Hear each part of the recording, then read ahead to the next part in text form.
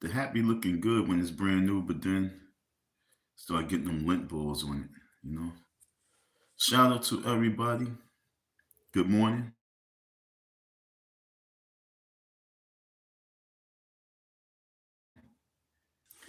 What's going on, folks? Going into 2025, maybe we need to step up all levels of games. I think that not just we need a private investigator for Umar Johnson, but I think the black community as a whole needs a major private investigator on the black community we need a specialist. We need a black investigator, specialist slash therapist investigating the black people's issues as a whole. But let's just keep it simple. We got with me, Umar Johnson. Shout out to you folks. We're going to talk about this live stream because I'm on strategy mode, solution mode, because I'm looking at focusing on 2 years of being strong, 2 years of organizing, and I think that we need a major private investigating black company that's focusing on our issues, that's going to be able to deliver like a TMZ. You know what I'm saying? I believe that we need our own black private owned TMZ. You know what I'm saying? And this is where we're going to focus at. Not no gossiping network channel. I'm talking about a black owned private investigating company that's going to investigate from entertainment, politics, um, education system, healthcare system. I'm talking about a major private investigator that's going to really focus on being a therapist, saving us, not just being gossip, but I'm talking about an investigating corp that's going to be known for what they're going to do. Like, what I'm saying? We had back in the days, you had Johnny Cochran firm. We need a private investigating firm that's going to focus 100% on the black community. And I think we need to start with Umar Johnson. Okay? I'm talking about hood politics. I'm talking about education. And I'm talking about health. We need a private investigator that's going to dig deep into the roots of black issues. And I'm even like, when it comes to black health, I'm talking about a private investigating company that's going to reach out and seek deep, going all the way to Africa, and find out what Bill Gates and they are doing with the Africans, with their downsiding of African people. I'm talking about a major, when I say downsiding, I'm talking about how they are giving them and destroying them. They are giving them shots to kill them. They're looking to extinct them. So when I say we need a major private investigative firm, we're going to start with Umar Johnson. Okay, so let's think about everything. So we got education, we got entertainment, we got health. And we need a private investigating firm. Not just one, but a firm that's going to be focused on it. We have all the YouTube social media folks who sit back and they wait to see gossip, and then they can recap and they can relay messages from that. But I'm talking about folks that's going to go dig. They're going to be following. They're going to be going to meetings. They're going to be going to hearings. They're going to be going to town hall meetings. Because when you look at Tiffany Hayard and you look at the spendings that she was doing, if we had private investigators that stay on top of politicians, that would not took place. If we had private investigators that was focusing on scamming ever since Mother Hell, you know what I'm saying, we would not have a Umar Johnson. But because we as black folks have this no snitching type of policy, and if we not snitching, then we just trying to be goofy with it, that's not going to work. We need a private investigating company put together of maybe some social media heads, you know what I'm saying, that come together and they are the new TMZ. We need like a BMZ. We need a black media zone. BMZ, black media zone. I'm just coming up with that. Black media zone. We need a black media zone that's going to focus on investigating our issues. That's going to keep us on point. That's going to save these children from tunnels. That's going to save these children from pedos, from pedophiles. The only way we're going to save us is if we start focusing on what's going to save us, not for gossip, but to save us, to protect us. So we're going to start with Umar Johnson, because I think that if we can have a major private investigation on Umar Johnson and bring his whole scam to the light, that would put fear in all other entities. You know what I'm saying? They'd be like, oh, they're not playing. And I think Umar Johnson could be the best example, because he, as we all know, because I told you already back in 2020, when I went, was it 2020? When I went to Manhattan, I was in Manhattan, I met up with him, and we was at a conference with the Africans. Okay, we was in a conference with the Africans. I was there in the conference with the Africans. So you guys are talking about something that I told you back then. I was sitting in a conference with some African kings. Okay. I was also sitting in a conference with the people from the Marcus Garvey movement. And one of the peoples I was speaking to told me about Umar that same day. The president, I was speaking to the president. He even gave me his card. And he told me about the Umar Johnson. Okay. I'm sitting there after the whole conference, and I'm talking to this man, and he's telling me about Umar Johnson, how Umar Johnson was part of the UNIA, and he wanted power. He wanted the elders to pass him the power. He felt they should pass him the power, pass him the torch. And he's constantly still speaking about that. So when I say we need to have a private investigator, that's what we need. We don't need to have recappers on YouTube, social media, talking about Umar Johnson had a car accident. We need real paparazzis. We need real media. We need real reporters that's willing to go and get the story, not hide behind social media. We need people like me to head the department, BMZ. Okay? We need our own BMZ, not TMZ. We need our own BMZ, so we can focus on black issues, black media issues. Okay? We cannot tolerate this no more going into 2025. And for us to sit back and look at it as entertainment and be caught up with the entertainment part, that's the reason why they can get away with the economic part. And as long as you have people who's looking at it for entertainment purposes, for their economic benefits, you never ever will get justice.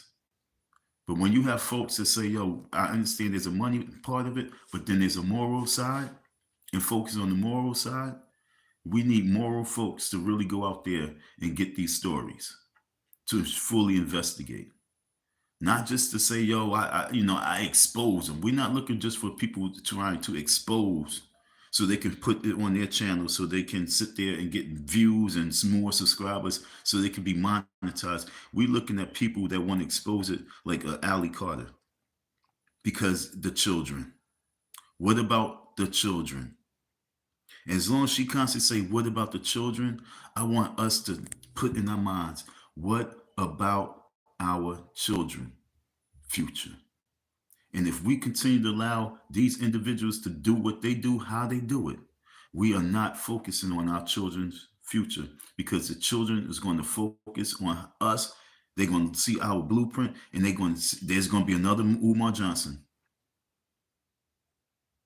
Can you imagine another Umar Johnson developing right now? Because they're watching how this man is getting all this social media coverage. This man get the donations. He's charming women to bed, using education, using smarts. I'm pretty sure there's a ton more of Umar Johnsons out there. And so we need to break the chains. And we have a chain wrapped around our collar and the chain wrapped around our minds. And we too focus on entertainment. But I'm looking at the scam part of it. I'm looking at the hundreds of thousands of people that's donating to causes, that's supporting causes that do not know that they are supporting the Diddies.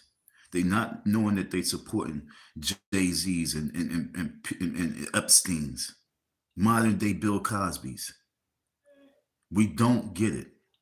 But as long as we are entertained, as long as we can laugh about it and watch another episode of it, like it's a drama, like it's all my children, that's how we looking at it. But no, it's not that drama. This is real life, all my children. This is real life soap operas. And right now, I believe that we need to put together a major team of private investigators, public investigators. It don't matter, a firm of investigators to investigate our people. Put them on blast. I'm even talking about I'm talking about from high level all the way to low level. Abuse in the community. We need a private invest. I'm gonna stay focused on Umar, but I'm just trying to bring you to a big picture. But we need special private investigators in the households of single parenting, single mothers households. We need to start exploiting that. We need to start exploiting their hustle, their system. But we need to start with Umar Johnson because we must get our people in proper perspective, and we need someone to use so that everyone say, "Yo, I gotta get my shit together." Because we have so many folks that's hustling the system, and getting away with it. And then they sit back and they be quiet because they know what they doing. See no evil, hear no evil, speak no evil. So because they know they doing what they doing, they going to side with those people who's doing what they do because, yo, we got to stick together. You know what I'm saying? So when you have scammers scamming the system, they're going to support a scammer. That's my guy. And that's what we got to bring to a halt. All these women who's been scamming the government, who married the government and scamming the government, then they get a little job and then they see that they want to do something good and they want to support something. They supporting the Umar Johnson, thinking that this is cleaning up their scamming. Like I say, we got to really look at all levels of scamming. And that's why I say Umar Johnson has to be the main focus at this point. Going into 2023, we need a private investigating firm that's going to investigate the black community. Because that's the only way that we're going to stop violence. That's the only way we're going to stop gang violence. See, violence is one thing, but then gang violence is the next one. Organized crime. That's the only way that we're going to level up our communities. That's the only way we're going to find the tunnels underneath the ground. That's the only way we're going to save these little children that's being brought to this country and shipped in containment units. That's the only way. And I'm telling you that during COVID, and those containers that was in the ocean, there was a lot of human beings in these containers. See, a lot of people don't really want to recognize evil, but you think that during the whole COVID time, that there was all these people, or the shoremen was on strike, and you think that they couldn't, because I know an African, and he was so about the cost of, having containers being shipped out from Africa and back and forth, and how it skyrocketed damn near almost $5,000 to $10,000. And that's just to send supplies from China, because he had a shipment coming in from China of buckets and lids and cups and all sorts of things. And just imagine all the shipments of human beings that was in these containers. But because we don't have no private investigator to look into these things, we don't know what's going on. And that's why I'm saying to you right now, Umar Johnson, with this scam that he got going on, with this fraud movement, if you don't want outside people really coming down on our situations, what we do in our community, if you don't want people from other backgrounds talking about you, it's time out for us to keep condoning the scam. I hate going to people comment sections and looking and they talk about, oh, this man is needed. This man is needed. This man is needed. That's what they talk about Umar. I'm like, what is he needed for?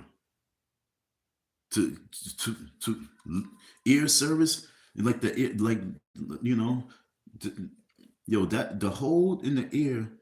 I don't have a hole like a female do, but I can imagine that when you get that Q-tip and you dig in that ear, I can just imagine when women's having intercourse, what it what it feel for her. The same, this ear and the ear, and this, you clean the ear out feels good, and everybody know it feels good. But I think our people really love for their eardrums to be educationally masturbated. The vocabulary masturbation is amazing. Oh, he's such a smart man. He's such a smart man. It feels so good just to hear that. That's the scam. And this is why we say we must end the scam because black people deserve better. We deserve better from our politicians. We deserve better from our educators. We deserve better from our entertainers. We deserve better from all forms, our entrepreneurs, our businessmen. We deserve better. That means we have to think better and be better. So therefore, I say it's imperative for us to start a private investigating firm that focus on our black people as a whole. Okay? Once we understand we need reporters, like we need a newscast that focus. They say,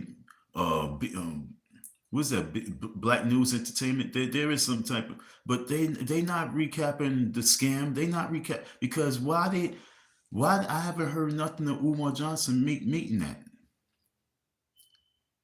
Well, we have news and we talk about our people. Where's the coverage of Umar Johnson FDMG? That school. Where's the coverage of that? There's no coverage on it because we do not have real journalists. So therefore, hey, it's time to hire your first journalist. We need to hire that journalist, that reporter, that cameraman that's willing to go into that's willing to follow the story. I have something personal. I have a personal attachment to it. Hold on, folks. Yeah.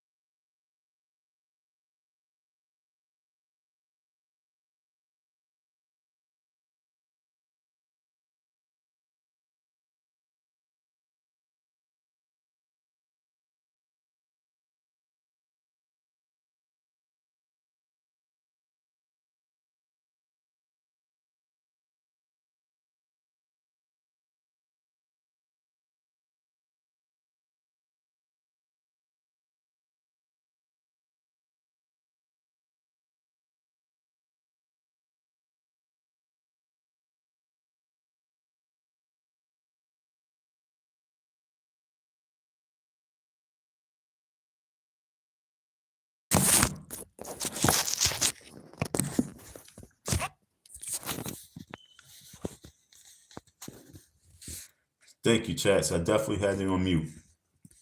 So I was talking about Fat Joe.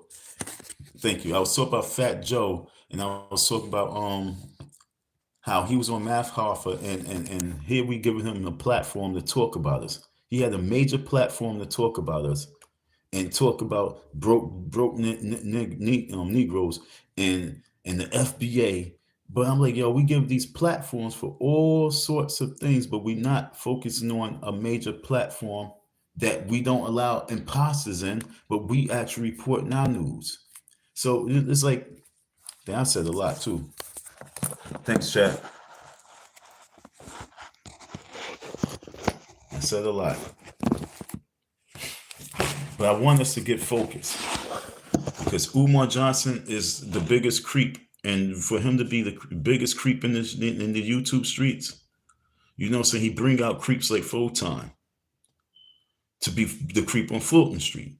But Umar Johnson is the biggest creep on YouTube streets. He's the biggest fraud that we've seen in our lifetime. He's the biggest scammer, yo. I mean, honestly, as the years keep going, it's like becoming so disgusting to a point where it's like, yo, folks, the time has to come to an end at some point. I mean, who can agree on that? It has to come to an end at some point. And how do it come to an end at some point?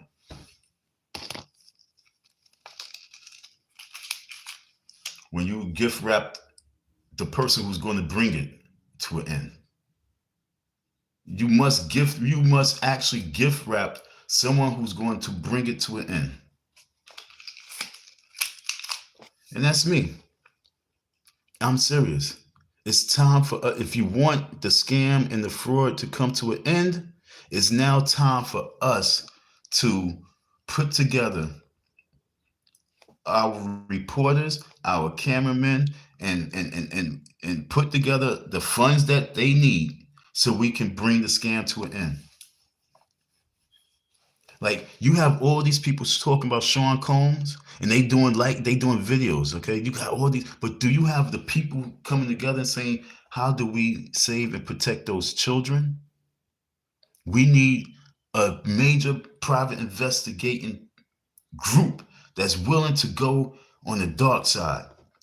I'm talking about, even if it's talking about having some horror type females that's willing to go and give us these stories. This is the type of reporting that we need. And when I say horrors, I'm talking about party girls. Should I say party girls? How about that? We need some party girls that's willing to go into these parties. We need some party guys. We need to utilize the LGBT crew to get inside so we can get the exclusives. We need to know where these tunnels are. We need to know where these children are. We need to know the next steps. And I'm not just talking about from the blacks, I'm talking about from the upper ups in the politics. I'm talking about from the people that's in the health industry that's writing off on these papers for what do it say? For in-house, for medical purpose. What they say, they be like a little box that go across the bottom and it says, you know, this ain't for you to fill out, but it's for the medical staff to fill it out. And then they have their corrupt people, their corrupt doctors saying this person is mentally ill. They got to go into the mental house. They have their corruption down packed. We need to have our solutions in place. We need a new gift. We need a new person. We need someone that we can gift wrap and we can put out there. It's imperative at this point. It's important at this point. If we want to save these babies, if we want to find these children, if we want to save them by the shipment load, because this immigration shit is real. They really have a lot of these people coming in. They turn them out. They got a sex slavery going on where they produce mass babies to be put in certain things. This is real. You don't want to see it, but this what it is. mass production of children, mass production of people that's being exploited. And Umar Johnson is part of it in some way, because when you look at him in his school, if he was to be able to get the school started, and he's now having a place, now he want to be that platform that's hosting venues, and with him, money would talk. He would have a blind eye to things, because all he wants is people to recognize him. He would be a sellout to the people. That's just my personal thoughts. I personally believe when he gets into the major position, he will be a complete sellout for the people, because he is afraid to go straight at these Negroes for the dark demon side, because he knows it's something about himself that's come from that same cloth. He come from that same cloth. That's why he's not targeting them. That's why I say it's going to come from victims. It has to be victims that we put together, this team of people, these team investigators, these team of reporters, these team of like 21 Jump Street, that's willing to go into the trenches. We got to get into these trenches if we to save ourselves. So like I say, the scam has to come to an end. And the only way the scam can come to an end is when we truly wake up and recognize that we are victims ourselves. You are all victims at this point. You just have to be able to see that you're a victim. You also have to recognize that you are also an accomplice. You're accomplice to the fraud. Like I was paying attention to the King Kong crazy, because he wanted to do the video of Umar Johnson after I did, sent the cease and desist. He wants to do a video of Umar Johnson, talk about Umar Johnson, the car accident. I realized that he's actually an accomplice for Umar. You can talk about a person all day long, but that's still your cover up. He's an accomplice. He's keeping the scam to go on. Keeping the scam to go on. And just because you don't talk about it, that don't make you not accomplice neither. By you being hush about it is accomplice. That's why I said those folks who mentioned it, it's time to come back to the story to bring it to an end. Because you floated the boat to the middle of the Red Sea, and you just departed the boat and left it right there. You jumped into a whole bunch of ski boats and rowboats and canoes, and you trying to get away from it. You cannot do it, because there's a new generation of people that's coming, and they like, yo, what's this right here? And say, hey, it's the FDMG. And he started all up again. Now, we were supposed to sink that boat with the captain on it, and he was supposed to go down with his ship. This is bigger than your views. This is bigger than your subscribers. We were supposed to sink the ship with the captain still in the boat is called FDMG. We were supposed to sink the FDMG boat with the captain on it. He was supposed to go down with his boat, and that was back in 2021. But because you didn't sink the boat, you wanted to sink the victim. And when you look at all these girls who's coming out, that's what the people do. They trying to sink the victims. You sink in the victim story. That's not good. You sink in the victim's hearts and spirits and minds. That's not good. And allowing the culprits and the crime setters. It's like trendsetters. You got crime setters. They just escape. Look at Denzel Washington. Know what his past was. He knows how he got down and what he doing. Just same as Tyler Perry. Tyler Perry putting hands on what's this nigga name? TD Jakes. Now you got Denzel Washington. Oh, I'm being baptized and I'm about to be ordained. No, this is how they escape. And most of you accomplice folks, hey, he's a changed person. No, he's that same person. This is not cool. This is spooky. This is crazy. Where we at with this situation is we got to wake up. And we must make the change now. And we got right here. That's why I'm here. That's why I'm here to let you know that we must put together the private investigation firm for black people, on black people. That's why I said that whole no snitch thing has to go out the door. We have to have a different mindset. These warriors got to come from platforms. You talk about the pull-up team. Who you pulling up on? Fraud warriors, where y'all at?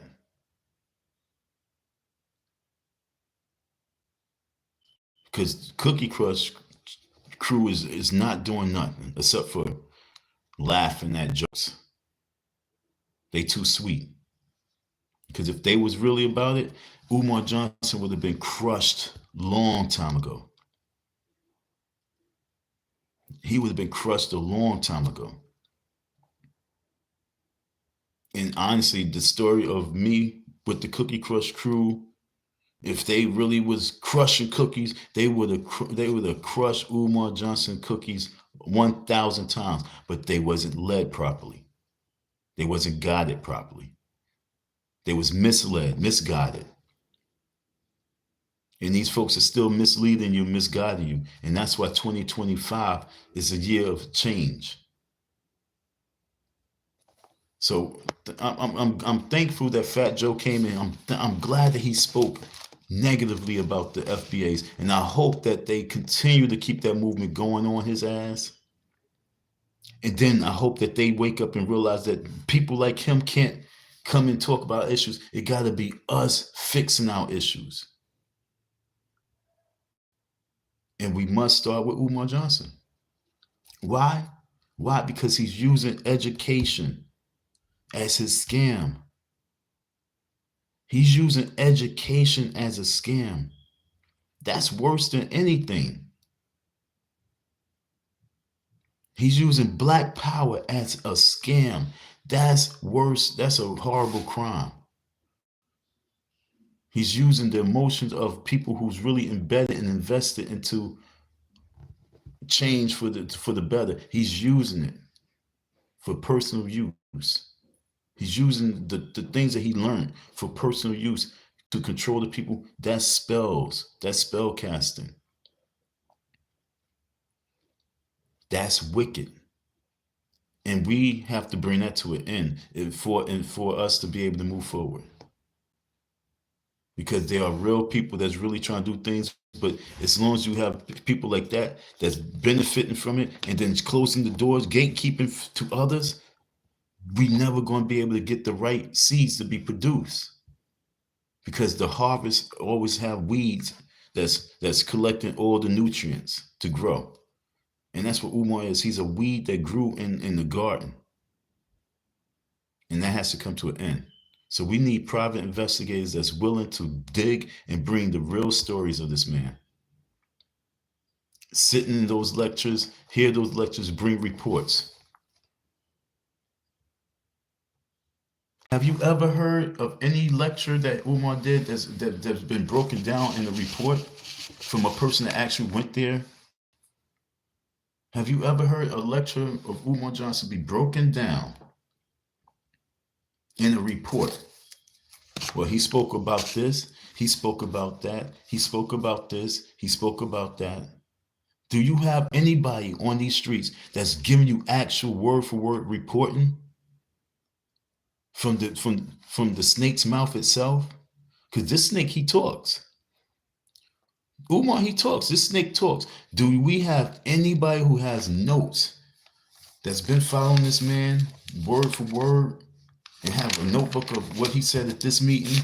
The minutes. We need minute people. Do we have minute men that's going out there and getting the minutes so that we can know what he's saying? And this the timeline, this the timeline, this the timeline. This is the private investigating that I'm talking about.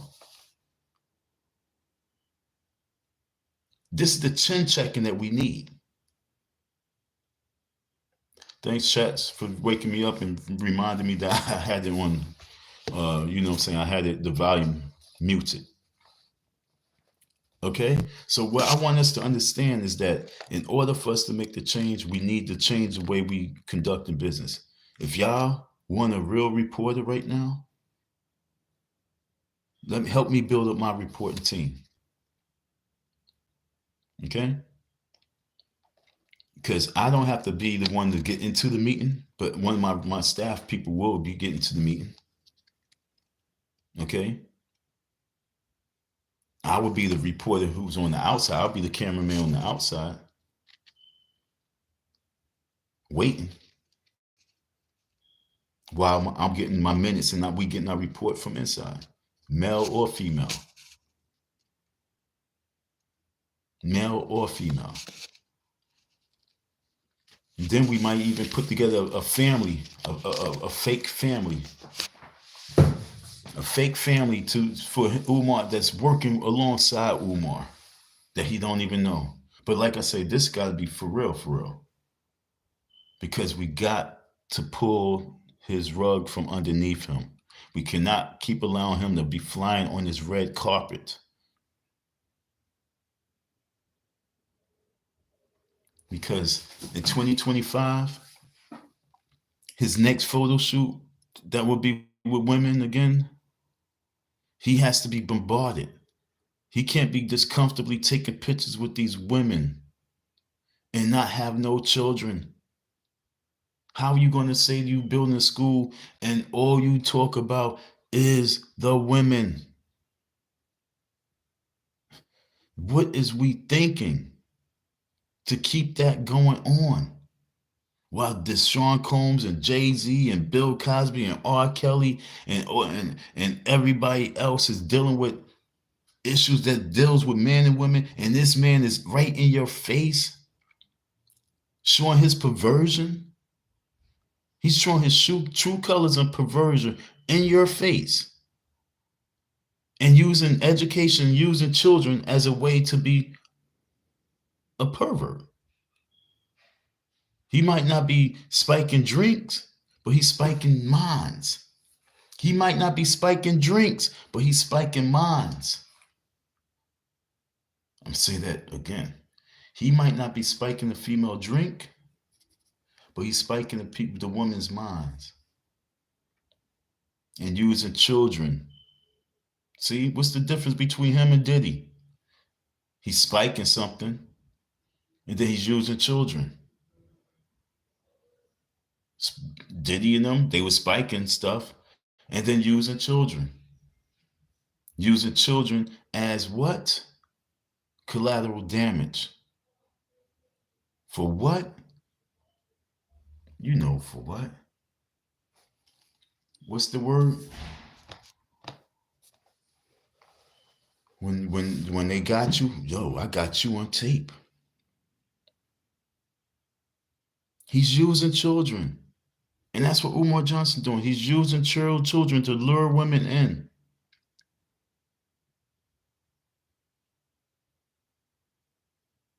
And that got to come to an end. Like I say, folks, when you're ready to wake up, you're going to see that Don, that is your reporter.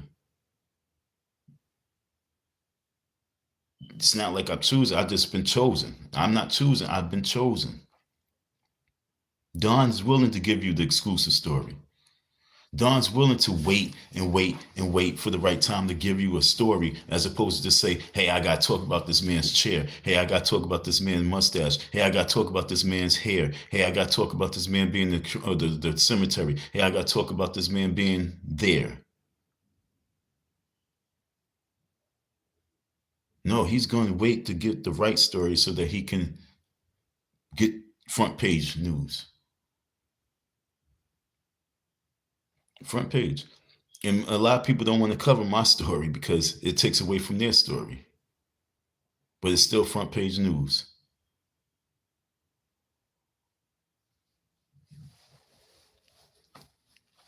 People have car accidents every day.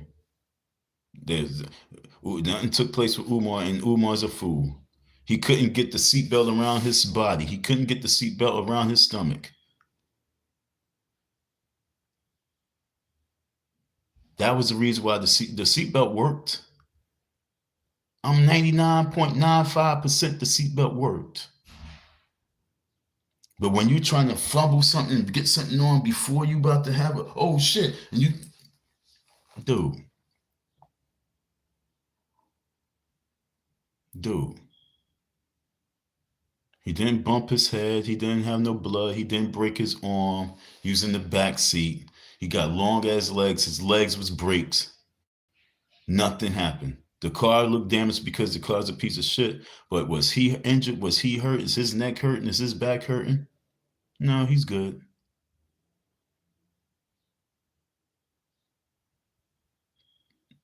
So for us to be reporting like that's breaking news, that's showing you that you're supporting the man. But saying God is actually talking to him, you didn't do a story and relating to like, yo, his karma's hitting him now.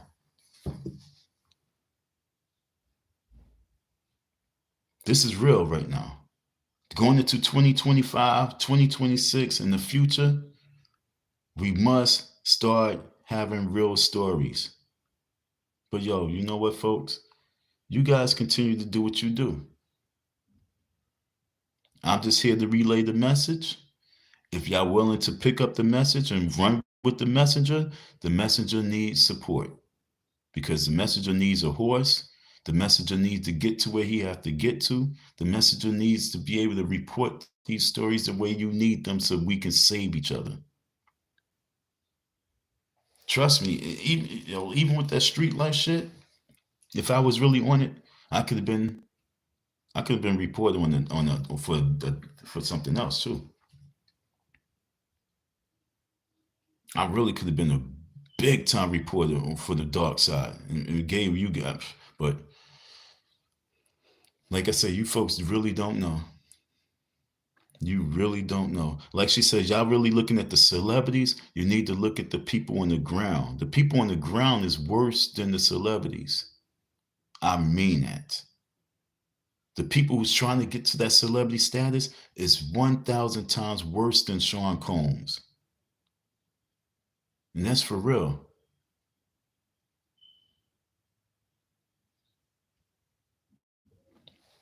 Yeah, for real, Hot Tower. His karma's coming. And that's what I'm saying. If we reporting it in the right manner, he's going to wake up like, yo, you know what? I think need to do right. But as long as we just laughing with him and he can say the ancestors, no, the ancestors is talking, dude. He's saying the ancestors saved him. No, the ancestors is talking to you and they want you to wake up. They are humbling you. You got to wake up. But as long as he keep getting glorifying videos on him, Umar Johnson said this. What you think? Umar Johnson is right about that. What you think? Even though he might be scamming, he's still right about that. No. Right now, the ancestors is tied to his ass. I know the ancestors tied his ass because they tell me to stay on his ass. We're not falling back. No, the ancestors tell me, no, we need you to stay on him. And watch, we working. We working. The ancestors saying we are working. You guys got to continue to fight. Don't get with the ha ha he he. Fight. Because people like this, creeps like this, is worldwide. Worldwide. That was the clown name that was messed with Tiff the Griff. Worldwide. Where he at? Big Umar Johnson supporter. Where's Worldwide at?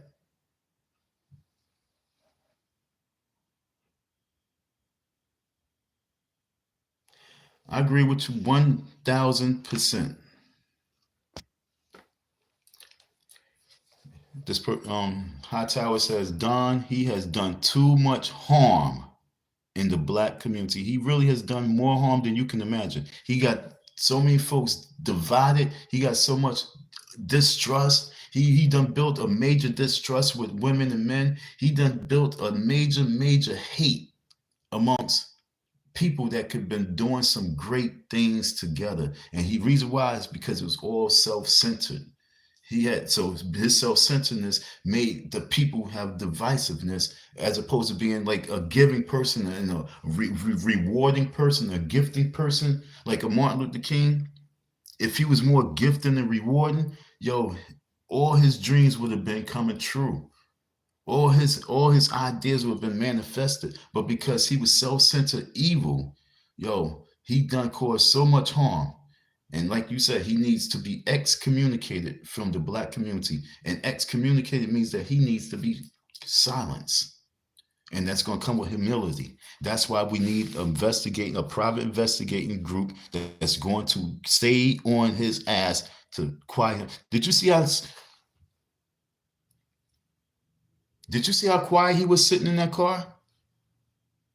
Yo, folks, I mean, I wasn't laughing on the camera, but I swear to life, I was laughing on the inside. Like the loudest laughter was going on inside. It was too funny. That's why I really couldn't even entertain these guys. I really just let it go because just to get that footage that you see, that image that you guys see, to me, that was priceless. That image that I have on my phone that I can go to and look every day and know that you silenced him, to know that you humbled him, to know that you made this man lock the doors and have 8 feet tall people after me, in front of me, that was priceless. And if you guys want that same energy on anything that comes in your world, we need those type of people to go out there in the streets. It made me feel great to see him just, yo, that's him right there to the right. That's him right there. Turn on that car so fast once he seen me. He was already on the sidewalk. All right, yo, look, the car was already parked on the sidewalk, so it was like, yo, when he came, yo, it's like, I could just imagine what he was thinking when he was parking the car, trying to hurry up and get there. He was like, yo, he pulled up to that shit. He probably just parallel parked as fast as he could, because, like I said, he was parked on the sidewalk, like no, you don't park on the sidewalk in New York like that. This ain't no Philly, nigga. We don't do that. You get a ticket for that. But you could just tell the way it was turned that he was in a rush. It wasn't even like he was in a rush because he was late. He was in a rush trying to hurry up and get the hell out that car. I could tell the way he parked. And the way he was leaving, it was the same way he parked. I got to hurry up and get out here. And when he got caught at that light, he just kept looking over his shoulder. And it was just priceless. Just to know, like, yo, that's the energy that you created. But if we have a private investigators on top of him, he won't ever utter the ancestors is in his favor. He will realize, no, the ancestors not.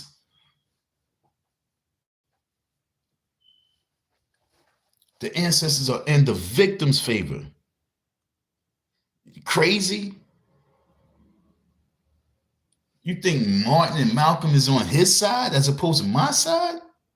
You really think about that. You think that the ancestors of Martin Luther King and Malcolm X, as they sitting up there, you think that they are in favor of Umar Johnson over me with the story, with the situation? Let's really just do an ancestral background check.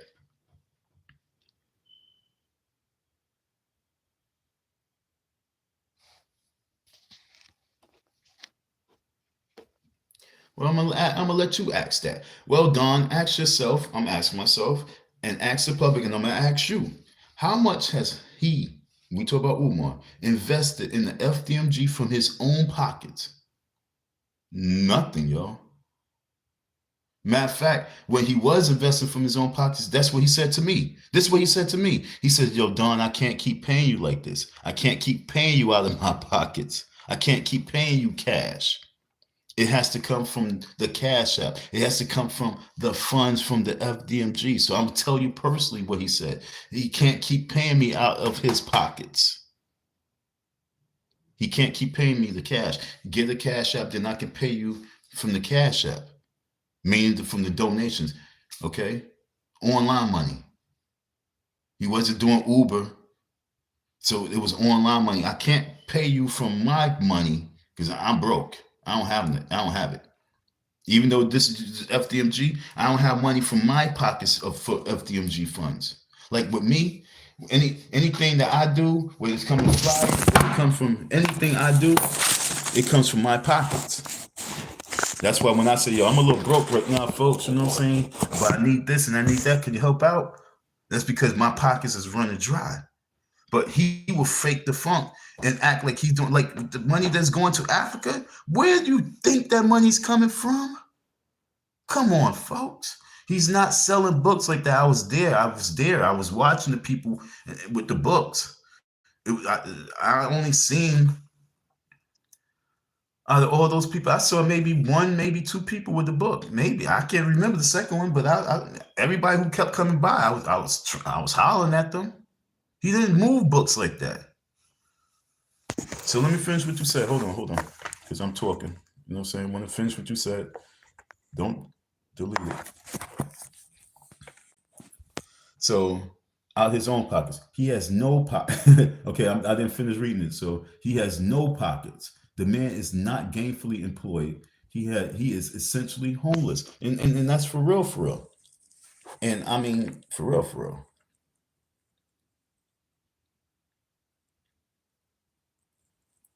See, look at me.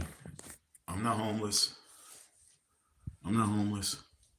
I'm not homeless. Okay. Let me see. I'm just gonna freestyle this. I'm gonna freestyle this, all right? I'm gonna freestyle this. Let me not let you see everything in the drawer. But I'm gonna freestyle something for you folks. Okay, let me see what's. Let me see. Let me see. Let me see. Let me see. Let me see. Let me move this too. I don't want everybody talking crazy shit. But all right, watch. Umar, the next time you do anything, do this. Just do a little tour of where you stand. All right. Show the people where you stand. Show them your drawers. Show not your underwear, but show them your dresser drawers. You know what I'm saying? This my table is a little messy. You know what I'm saying? I got my water. Show them your drawers. Show them your stuff. Show them you know what I'm saying? I can go in my drawer and I can pull out my stuff in my drawers. This is my, you know what I'm saying? And a little bit of money. I can show you. I can show you. This is my shea butter. It's my Vaseline, and it's not for jerking your foods. It's because my skin, okay, I have skin be light, so I have to, you know what I'm saying?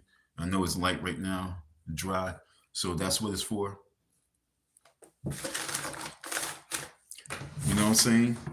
I had a complete fire, so there's a lot of stuff that I'm trying to make up for. But if Umar can't do that, you know he's homeless. And if he's not homeless, you know where he's staying with mommy. He would say he's taking care of mommy. Shout out to you for taking care of your moms, yo. For real, for real. But all in all, you're supposed to be taking care of your mother on a whole nother level. At this point, number one, request the cat. But where's his money going? Yo, I told y'all because I was there. He's in cahoots with Africa. He's funneling your money to Africa. And I swear to you, that school's not going to open because he's out of here. He's out of here. So to answer that, that's that. For real, for real. He's out of here real soon. Once once 2025 goes out and he realizes, I'm gonna put it to you like this.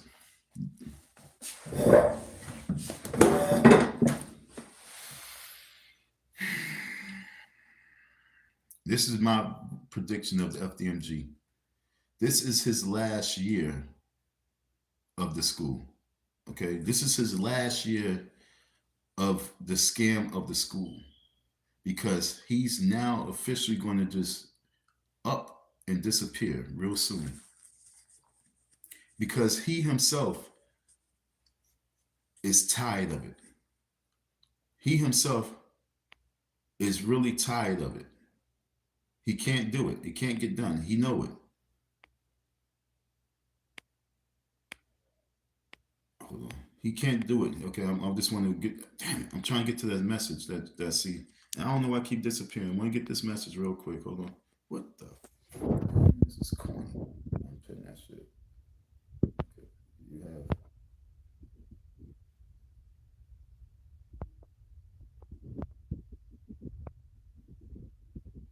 Okay. Let me see what you said. Hold on.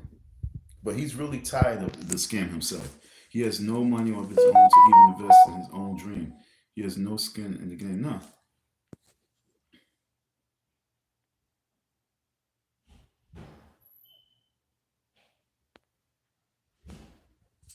They support him because they love the ear masturbation. They love the ear sex. They just love, because I swear the people really want a superhero. They want a John. They want a Hancock. They want somebody to come from the hood and just become a inspiration. They really want that. They need that. They looking for hope, and that's what you guys got to understand. That's the most. Our people's really looking for solutions, and they're hoping that Umar could have been a solution, but he didn't know how to handle that. You have seen where he has put his mother. I tell you this much. I tell you this much. There was one time I was camped out in front of one of the hotels, and it hurt me because I was camped out in someone else's car. I was with TC and his brother, and I wanted to go up in there, but I knew they was already gonna throw me out.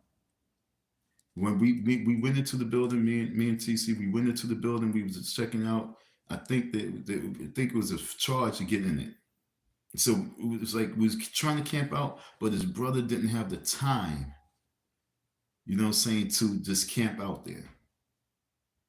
Now, this is what I'm trying to tell you. Hiring me as a private investigator, because see, I wanted to follow him.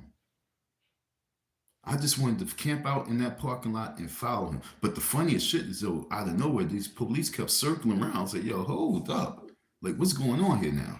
So that kind of made us get a little bit like, "Yo, is they really out here checking for us?"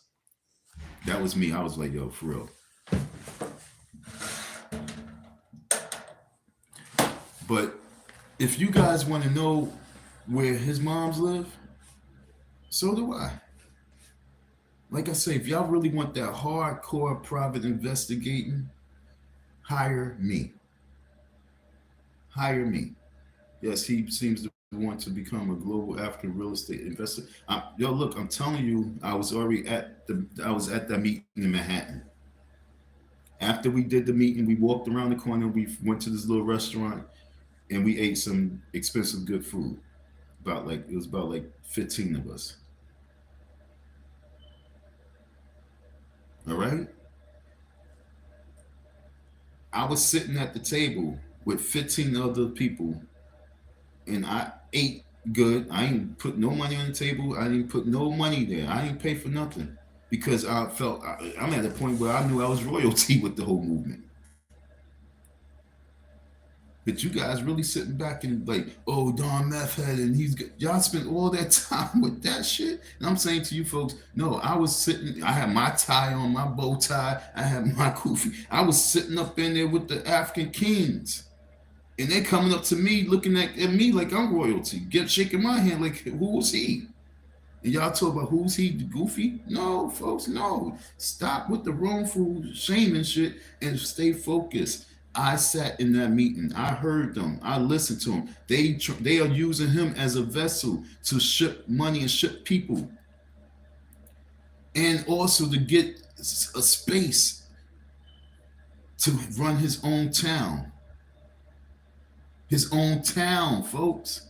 I heard that. Do you think he think about that school? Nah, because when I heard that, and then I heard from the messenger from the UNAI, and I heard from Marcus Garvey movement, the president, and I was talking, and he was schooling me about Umar right there. Umar's right there talking to people, and I'm standing right there talking to him, and I know Umar's like, "Yo, why is he talking to him?" I didn't know who he was on that level, but when the man spoke to me and told me everything, I was like, okay, keep my eyes open. So when we went to the dinner, I'm sitting there, I'm paying attention to what's going on. But in my mind, I'm also saying, like, damn, man, I hope that he's not a fraud. But I already was at the Black Parent meeting, And I said to do, I said, yo, homie, we got to get to the school because this guy's going to be going all over the place and he's going to be going to Africa. If he's talking about doing this trip to Africa and that's his main thing, the school's not going to be, the school needs us. This is when I felt like I wanted to have something invested in the school because I had something to bring to the school because my little niece put me on. And so I was trying to bring my program, Project Pick Me Up, okay, to the school.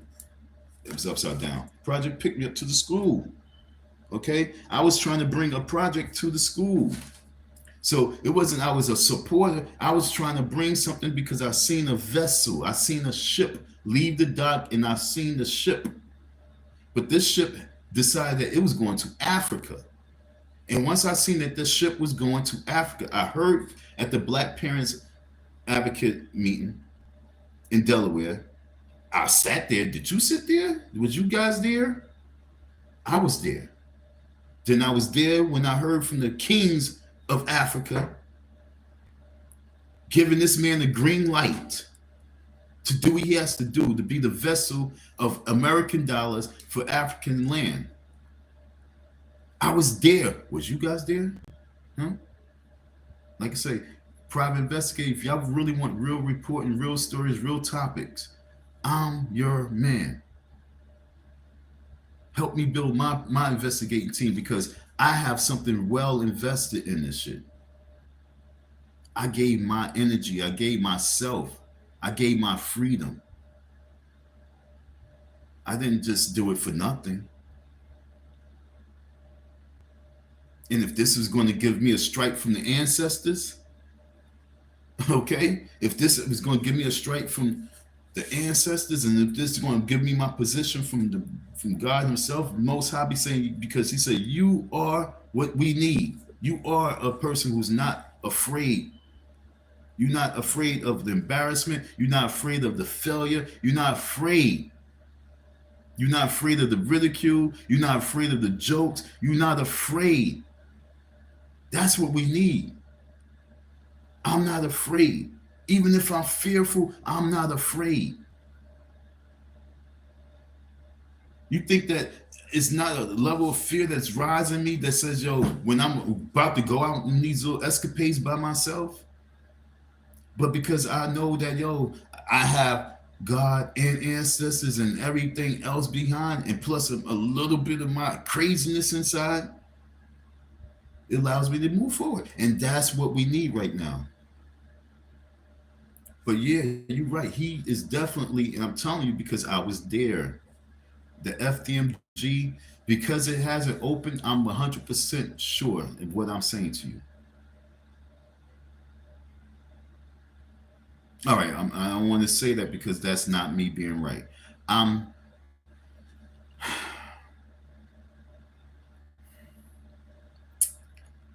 99.5% sure that he has given up on that FDMG. That's his investment. He's selling that because when you look at $60,000, 60,000 African Cameroonian dollars is equivalent to like $85. Or should I say $40,000 in Cameroonian money is about like $85. Okay, so for like $85 a night, he was staying in that hotel. $85 a night in America hotel is one thing. You know what I'm saying? You're not really getting a hotel, you're getting like a motel in America, especially New York. But $85 in American money in Africa, you're getting luxury. So $85 for a week, $80 times 6, that's $500. Remember, he's homeless. That's a good deal. $500 a week to live in a beautiful hotel in Africa, stay there for a whole week. What?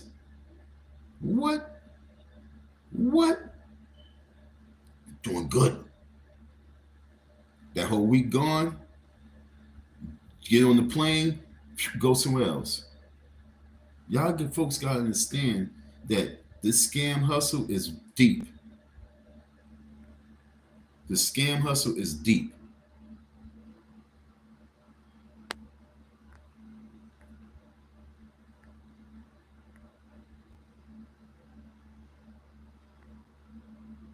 Yo, I don't know why it don't allow me to go to the bottom and stay at the bottom of the messages. Every time I get to the bottom of the messages, it it makes it disappear. I don't know what's going on. It's crazy, but I'm trying to see this last message that you just put up there, and I don't want to press the wrong button. This shit is crazy, folks. I'm really having issues right now. Unpin. I'm really trying to see this last message. Don, I saw a video yesterday from his own lips. He was encouraging Africans to develop travel and tourism. I knew then the FDMG concept was dead in the water. What is he going to tell his supporters? This is what he's going to tell his supporters, okay? What he's been telling them. He been bracing them for it. I said it. I'm gonna say it again. When I was in Manhattan, we was in a hotel. What? Yeah, we was in the hotel having a conference with the Africans, and African tribemen, African kings. They promised this man right here because they believe in Umar. I have an African investor. I was working for this African millionaire.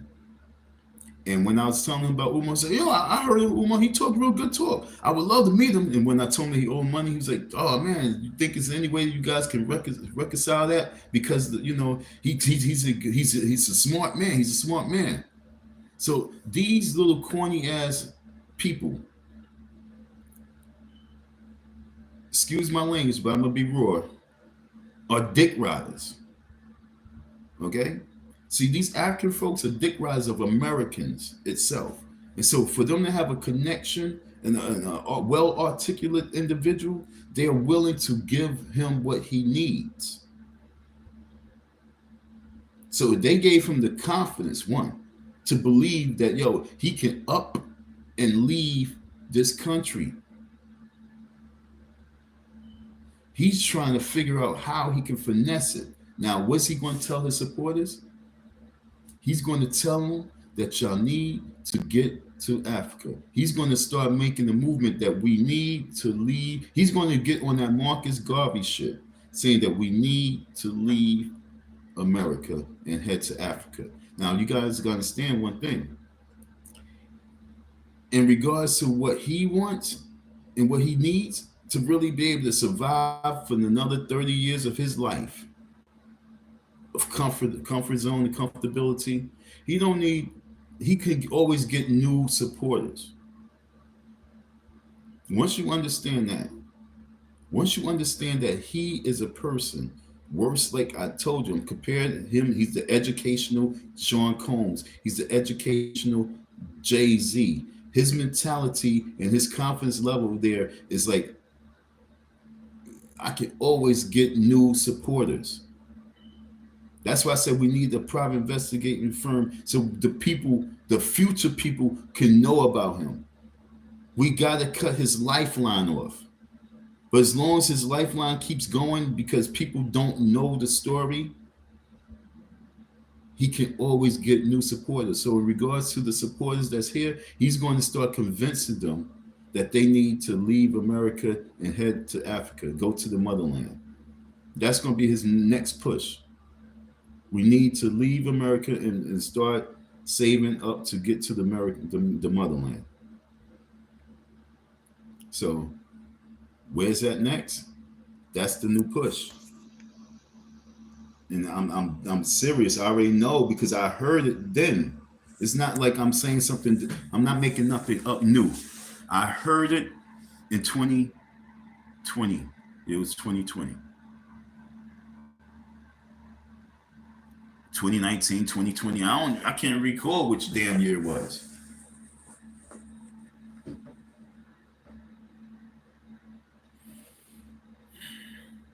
But y'all don't want to hear from me.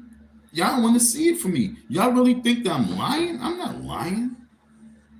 I'm telling you the 1000% truth. I heard it. I was dressed. I had my suit on. I miss my shit, man. I had my, and this was my father's, man. My dad gave me this, man. He gave me that bow tie. He gave me that hat, man. Well, I call it a hat. Fuck it. He gave me that shit. It bothers me that I don't have it right now. It bothers me. I don't even have a. Maybe I think I did a live with it, but it bothers me. I don't have a lot of stuff that my father left me. He didn't leave me with much, but the little things he left me with, it bothers I don't have it. And I wore that bow tie, and I wore that kufi, and I wore it to the African meeting, and I felt good. I ain't had no money in my pocket, but I felt good. And I'm telling you, at that meeting, what I heard. So for all Umar Johnson supporters, 2025 is the last year. If that school do not open, he's on to the next mission, because it's almost 20 years. It's 15 years. It's how many years with the hoax, with the scam? And these African people going to bail him out. And then he's going to start focusing on, we building hotels. We starting tourism. They spoke about that shit. They were speaking about starting investment and shifting the money, hustling the money, and investing in stuff. Matter of fact, the African dude I know, he's building a hotel himself.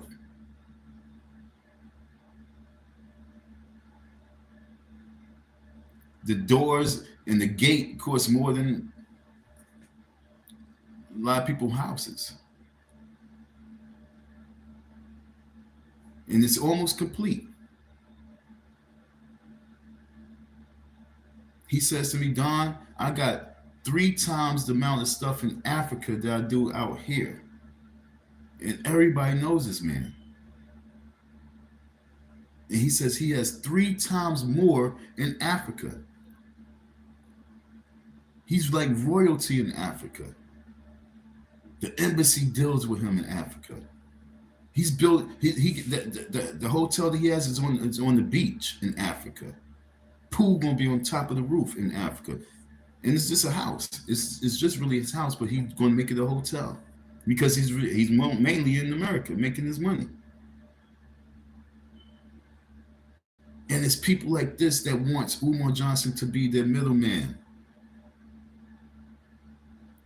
It's honestly, the well is dry out here in America for Umar. The hustle is growing. It's still good, but he already know the well is drying out. So his new hustle is what you see, and which I'm telling you is old. But for you, it's new. But for me, it's like, I'm telling you guys, it's sad. Because I was at the meeting. I was there. Okay, thanks for this right here, because let's get the rundown. Let's do a timeline so you guys can understand how late it is. He introduced the concept in 2005. Okay? That's a long time. That's 20 years ago. He publicly stated in 2010 that the first FDMG would be open in 2013. So 2013 from 2005, that's 8 years. 2013 from now, that's 10 years, 10 years, 11 years, 12 years, however you want to look at it.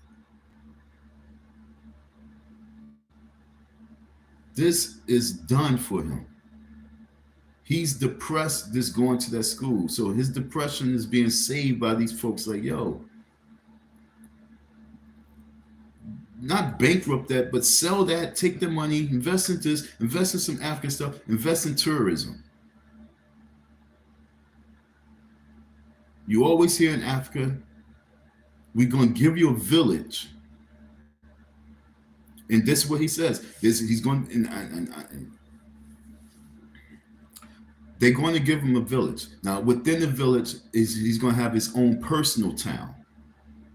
Okay? He's going to have his own personal town, and then he's going to have his village. The village is for the people you know, the regular supporters. His personal town is for his harem, his queens, and for all those folks that is all part of his core scam. Okay, that's his inside town. That's not from my mouth. That's from his. That's not from me making it up, assuming. That's from his words.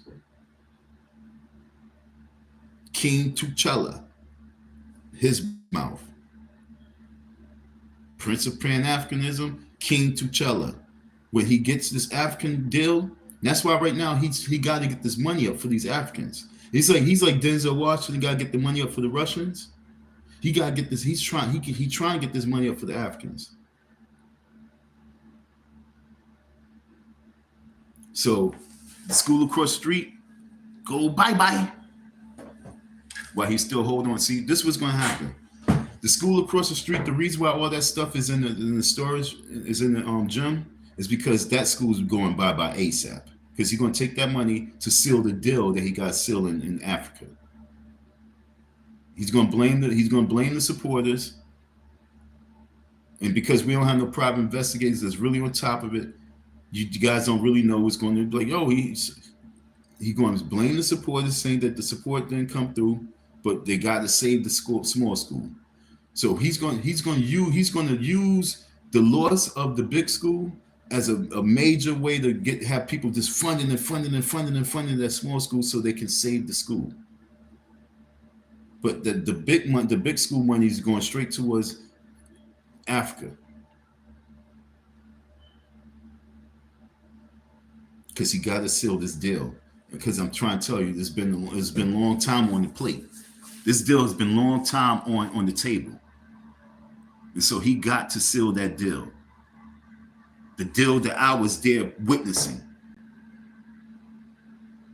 In Philadelphia, they've opened up a whole area that's called Africa Town. So like I say, there's a lot that's going on that you guys are so caught up and focused on the goofy shit, but there's another scam about to develop. And it's going to be 3 times worse than this FDMG shit. But as long as you guys not focused with me and talk about all that other stuff, you're losing. Don't think I want the attention.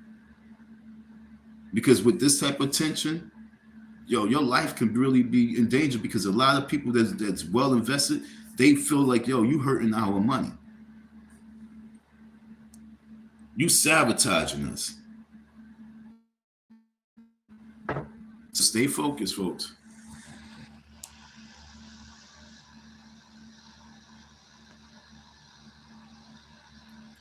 And you said, hold on, let me, I'm trying to stay with you.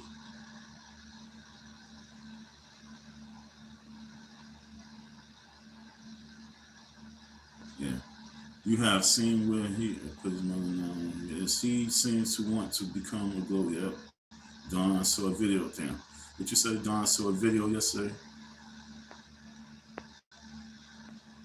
I need whatever teams that you guys be teamed up with. If you guys was really teamed up with me, we'd be killing it. Yes, he seems to want to become a global African real estate investor. Don, I saw a video. Damn it.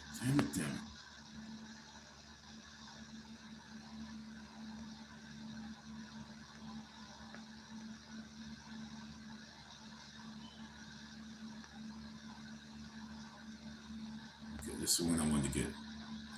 Damn it. I'm sorry, folks. I don't know what the hell is going on. Oh, hold on. I don't know what's going on with this. What video was that you seen? Because maybe if my thing is working, I could pull it up. Okay, what video was that you saw? Because yeah, my iPad is working, so I want to pull that up.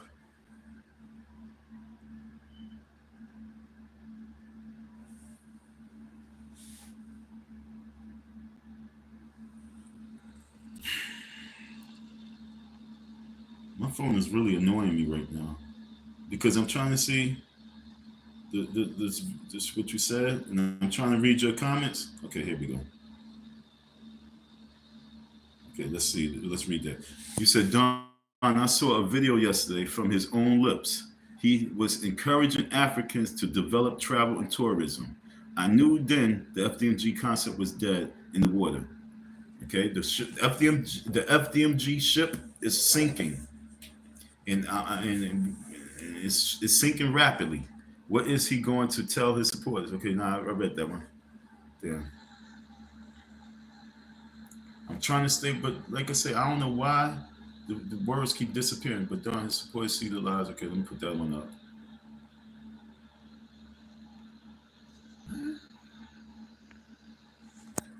I'm trying to enjoy myself with this live stream, and this live stream is just annoying me.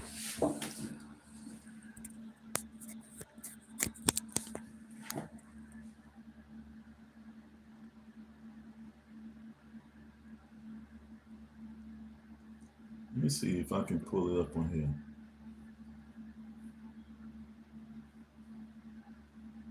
Sorry, folks. I'm trying to see if I can pull up my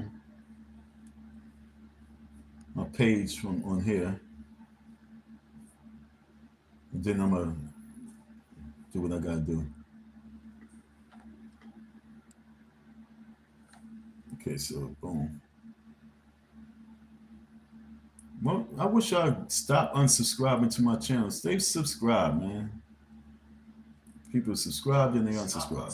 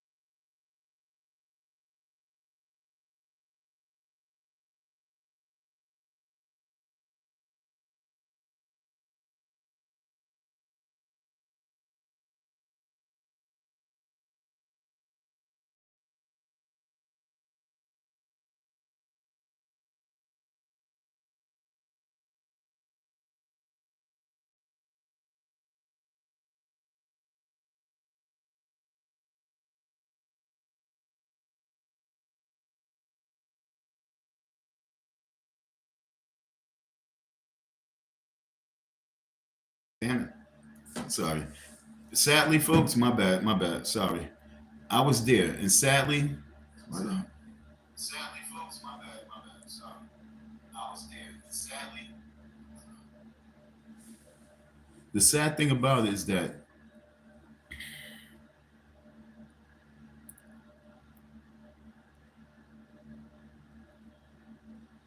he's going to win. You understand what I'm saying when I say win?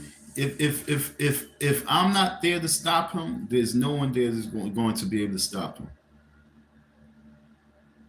Understand what I'm saying? Thanks for letting me know the audio wasn't there. My bad. Yeah, my bad. Sorry.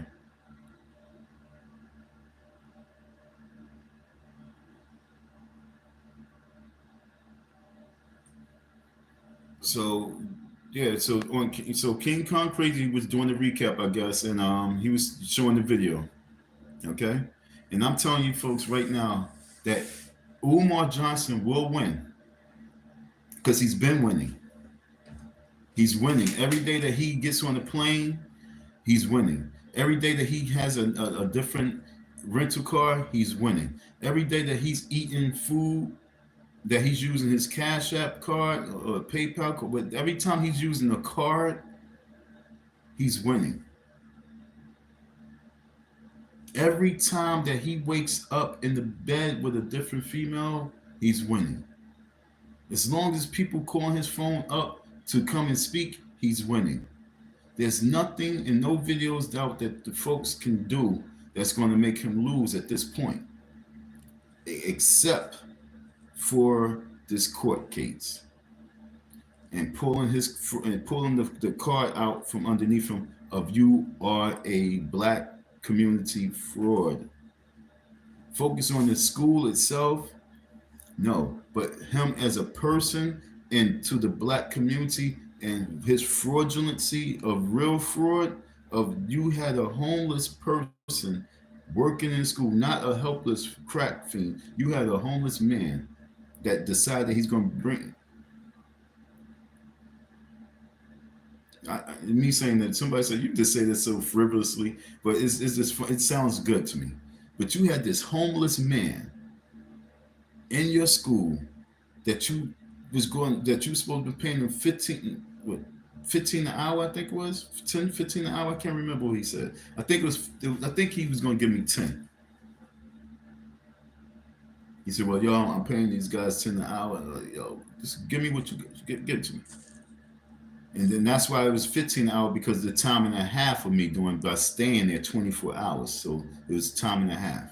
So the 15 an hour that you owe me for all those hours, see those words I'm saying, understand those words, and don't just look at it for anything else. I was there at the meetings. I was there, not for all meetings, no, but for the key ones that ancestors, I'm gonna use his word, that the ancestors wanted me to be part of.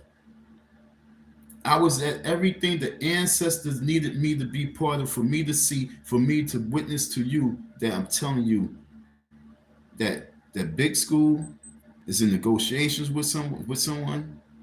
That money that he's going to get from that is going to go directly to Africa. Because yo, just think, if he can get damn near $400,000 for the big school, that pays for both schools itself. And technically, $400,000, shit, he can get more than $400,000 for that big school. I'm dead serious. Don't get nothing twisted from what you guys are saying, from what I'm saying, in the condition that it is in right now. The condition that that school is in, he can get 5 and better, hands down. It's because the space and the land and everything done went up. From time him getting in 2019, everything, the value of everything is gonna skyrocket, went up. And so right now he can get a lot of funds for that. Honestly, Don, why do you think he refused to pay you?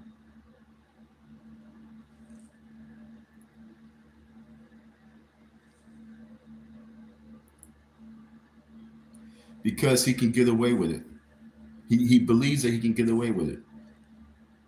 because as long as the people not really fully reporting on it and really fully taking, holding him to the grounds on it, he can keep switching up supporters. You guys gotta understand, as long as his supporters aren't the same people, as long as the people in the place that he goes aren't the same people, and as long as he can constantly say to people, "Oh, these are haters," and you guys are not putting that out. That's what I'm trying to tell you. You guys are not really putting those stories out there. Like King Randall, y'all really think King Randall's story is really out there? It's not. My story is before King Randall's. My story's not out there. Now you take King Randall. Who's Gideon? I heard of King Randall. He got the schooling, and I got to get out to that school. That's what I'm saying. I got to get out to that school. But who's? Please, High Tower, let me know who's Gideon. I don't know who Gideon is. Real brief. Could you brief me on Gideon real quick, please? Please, please. Who's Gideon? Anybody? I don't know who Gideon is. Honestly, Don, why do you think he refuses to pay me, pay Gideon, and to pay King Randall? It's like I said, because it's not mainstream enough. And he's a grimy person, yo. He's devil possessed. And we are black people. He feels that he can crap on black people. And this is for real, for real. And you got King Randall who's sitting back like, I don't think King Randall's really pressing him, because King Randall is as long as he got people still supporting him, the money's coming in, he's going to take it. He might just say, I'm going to chop it up as a loss. And you say, like, for example, somebody was going to give me some money one day, and I said, nah, you know what, you keep it. They was like, okay, you say keep it, no problem. Once you want, sometimes that's what the person need to hear. Oh, you say no problem. So if King Randall's like, I'm just gonna take it as a loss, then he's like, good, take it as a loss, sucker.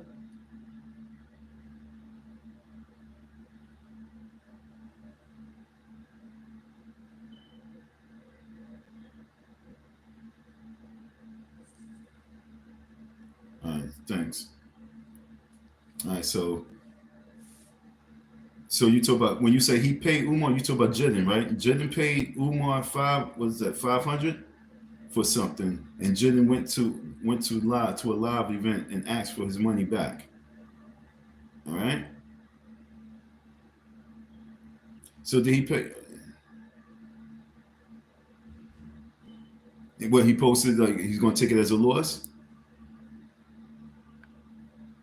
Did King Randall post online that he's just going to take it as a loss? And then people probably hit him with the donations. You know what I'm saying? He said, I'm going to take it as a loss. He made a little big stink out of it, and the people just hit him and hit him and hit him and hit him, and they supported it back up. That's what I'm saying. What happened with Umar? I'm gonna tell you. Thank you for your support at that time. You guys really saved me.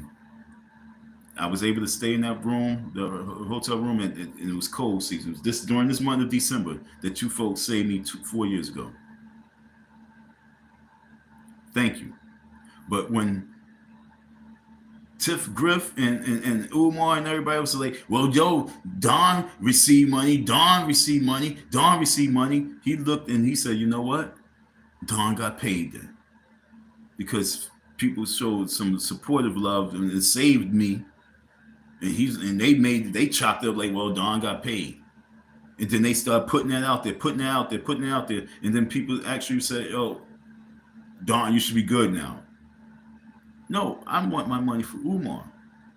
And it's never going to stop because it's a moral situation. These people, I didn't work for these people. These people heard the story.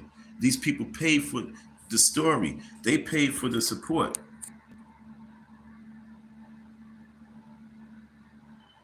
But with King Randall, I wonder if King Randall just took it as a loss because his money's bigger.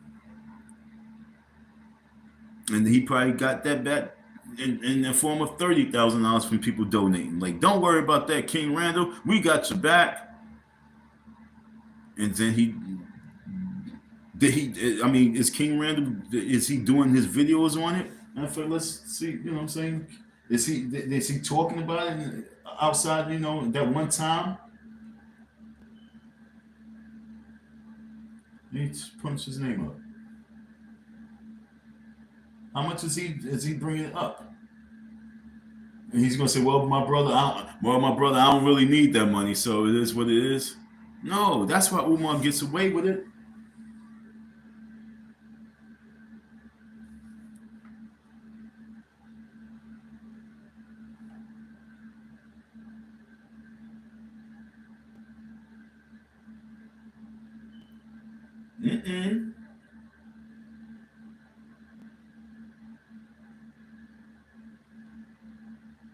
See, look, King Randall is sitting on Value Entertainment. King Randall is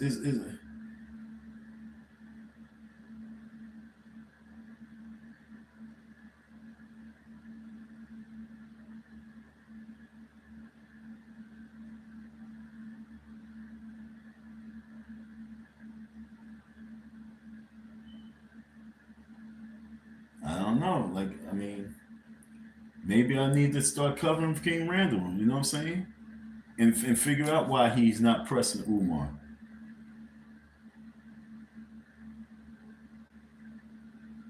Okay, this is for real, for real.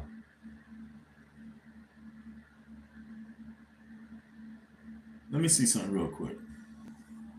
I heard a debate between Malcolm and Bayard Rustin. And Malcolm said if white immigrants that come to this country years ago with nickels and dimes and no education come and pull their little nickels and dimes and no education, set up stores, develop those stores into larger stores, which turns into an industry, which creates job opportunities for their own kind. He said with us at that time having spending power of $20 billion, today it's over $1 trillion, not using any of that money to set up any industry, not setting up any factories, not setting up any job opportunities for our own kind, we're not anymore in a position to point the finger today at the white man and claim that he's discriminating against us for not giving us jobs in factories we hadn't set up. So I'm listening to this, I'm like, this sounds like 2021. So I'm just like, man, so I'm like, well, if we say the schools are failing, why don't we try opening our own schools? If we say that the hospitals are failing, why not open our own hospitals? So I went on the quest. I told my boys, I was like, listen, I don't know how we're going to do it, but we're going to open us up a school.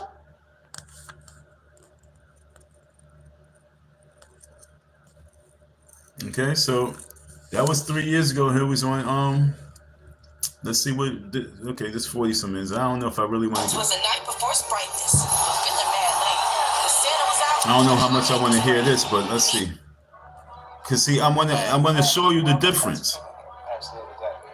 Okay, so my first question is King your real name? Absolutely, King Randall the First. That's my full first and last name.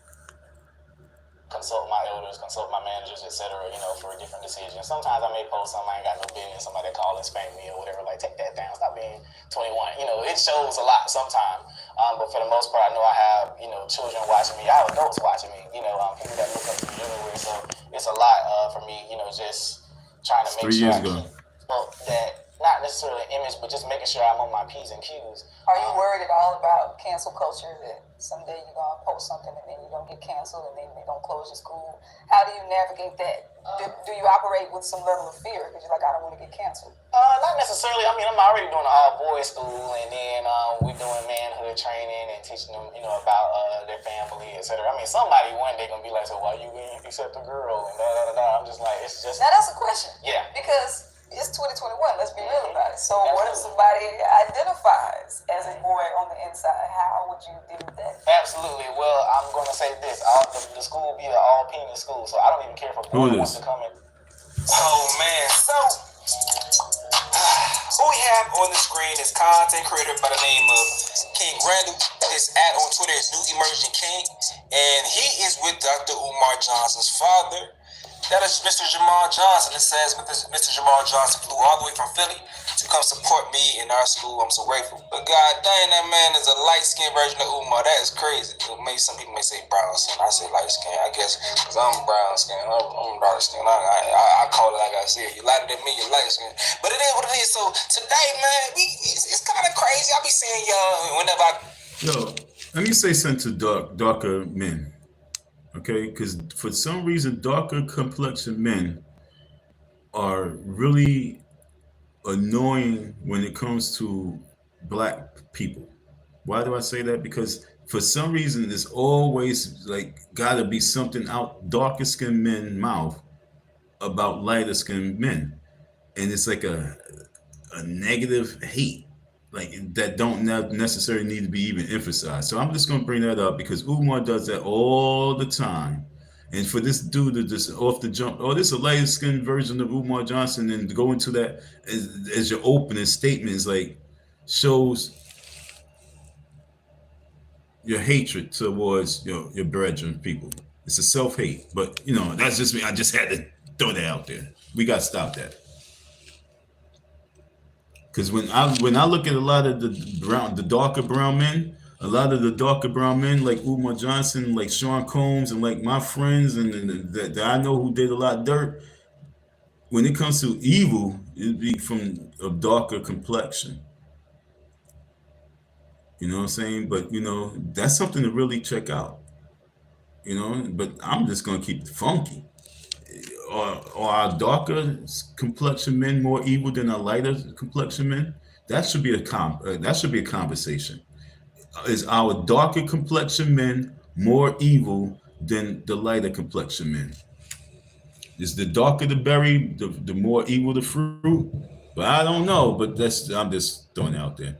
Cover Dr. Umar Johnson content or a topic, y'all be like, okay, Umar always getting on everybody else, but where's the school? Where's the school? Where's the school? Now, within this conversation, we large platform and following. All right. Now, I don't know what this guy's about. King, that's King Randall, is actually doing what Dr. Umar has been talking about for years.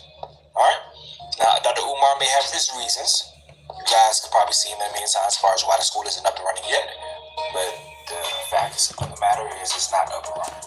Alright? So King Randall comes and says, yep, I tried to collaborate and bring him to my school to speak a few years ago. Paid him $2,500 along with purchasing the flights he canceled the day before and never gave us a refund. I tried to took the game and kept it moving. This person says, what the fuck? He says, you were there. Paid him $2,500 along with purchasing the flights he canceled the day before and never gave us a refund.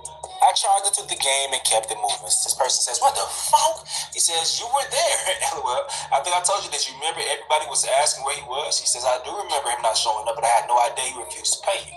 So he then says, LOL, I ain't got no time to be lying on nobody. Mind you, I used to defend this man with my whole chest.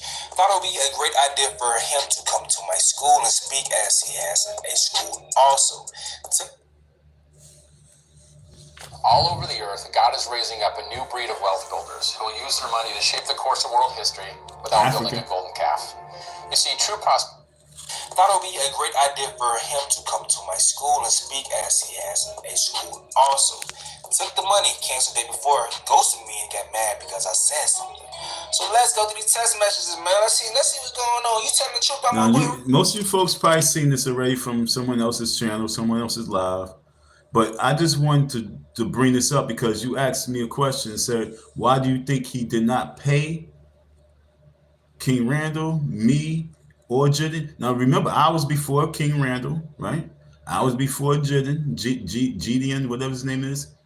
And so because he got away with my situation and you guys gave him the pass to get away with it, I'm trying to help you guys understand that chat lives do matter. Okay? The one thing that he fears is folks who constantly hit him up and making the correct choices. He don't like that. He would ghost you. But you guys, it seems like you don't want to be ghosted by Umar. But we need you to step up to the plate. We need you to do what he fears most. He fears that supporters will constantly become what he calls haters. He needs to have nothing but people every time he go live say, yo, pay Randall, pay Don, give back that dude his $500. But as long as you guys are just sitting there and saying, oh, he's telling the facts about this and he's telling the truth about that, hate him or love him, you know, he's intelligent man. As long as you guys keep giving him green passes, then he's going to keep going through these green pastures and eating up on every piece of land. And when King Randall said this right here, he's going to... Randall, are you telling the truth about my boy Umar? So Umar says, good afternoon, I'm going to have to cancel my participation in this weekend's conference. Please send your PayPal email address for return of deposit. Thank you. So he sends it. Okay. Then it says, did something happen? No response. So it says $3,246.70 would be the full total, including the flight. Let me know when we can expect the return. Thanks so much. No response. So a week passes. May 2nd comes. Good morning. Was checking in to see when we should expect the payment back. No response. A full month passes. Okay. Good afternoon, Dr. Umar. Will you not be sending us our funds back for the event? Question mark. He says, good afternoon. I'm still awaiting the... Now, having King Randall, knowing of the situation with myself, and hit me up with the situation myself, and said in the text message, I have a gentleman by the name of Don Murray, and you know he's going through similar situations. I hear he's going through similar situations. That you owe us money, and you know we need you. You understand? It's the teaming up that needs to take place. It's the teaming up. It's not just saying I'm gonna take that on the chin and let it be. No, it's the teaming up. Because when you have a bully like he, an ignorant person like he, a demon like he, you got to team up to get justice. But for you just to sit back and say, I'm going to take it on the chin, nah, that's where you lose. And that's where I ain't trying to lose.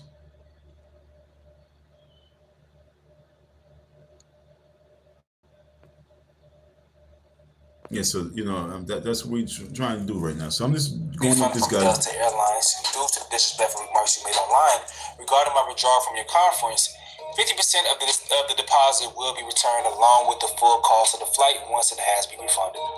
What? How can you just decide what part of the refund you want to, like, what?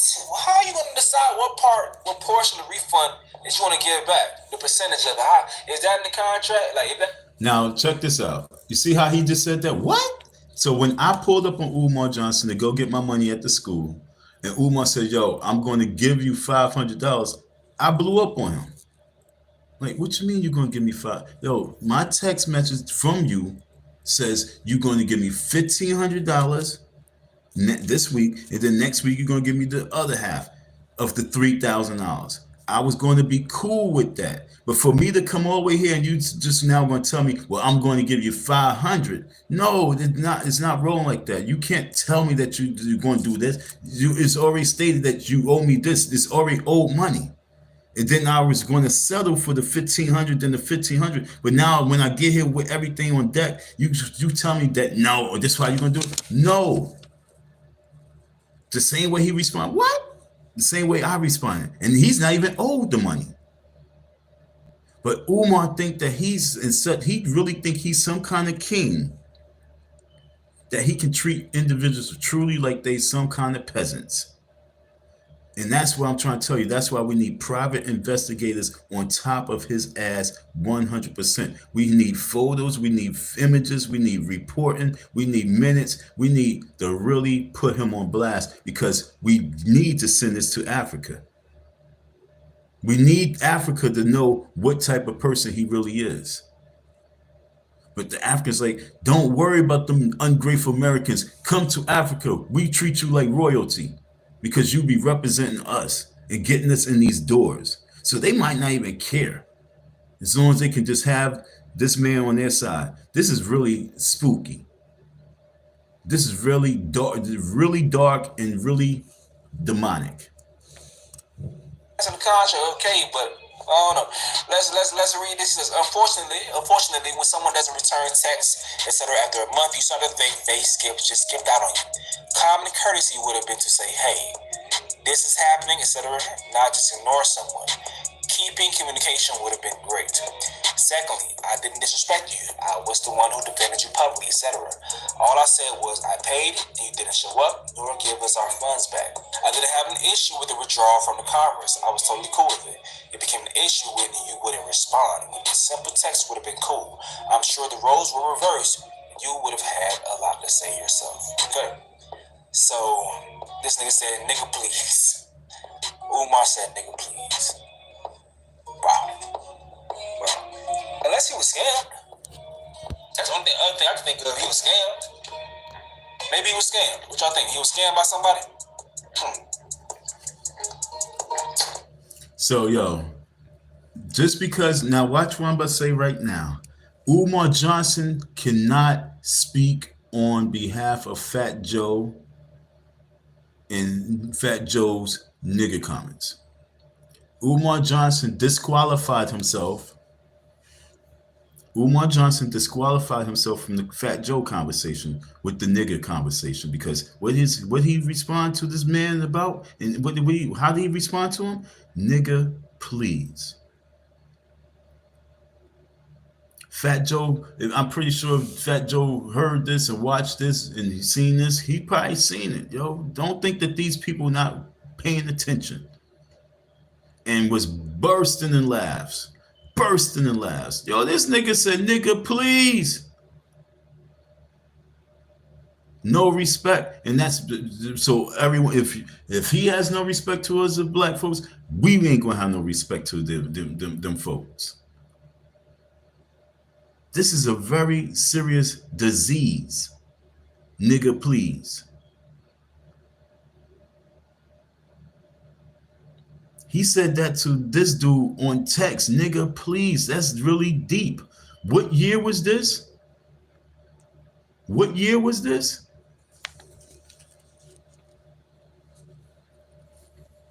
It definitely wasn't 2019. It definitely wasn't 2020. It was after me.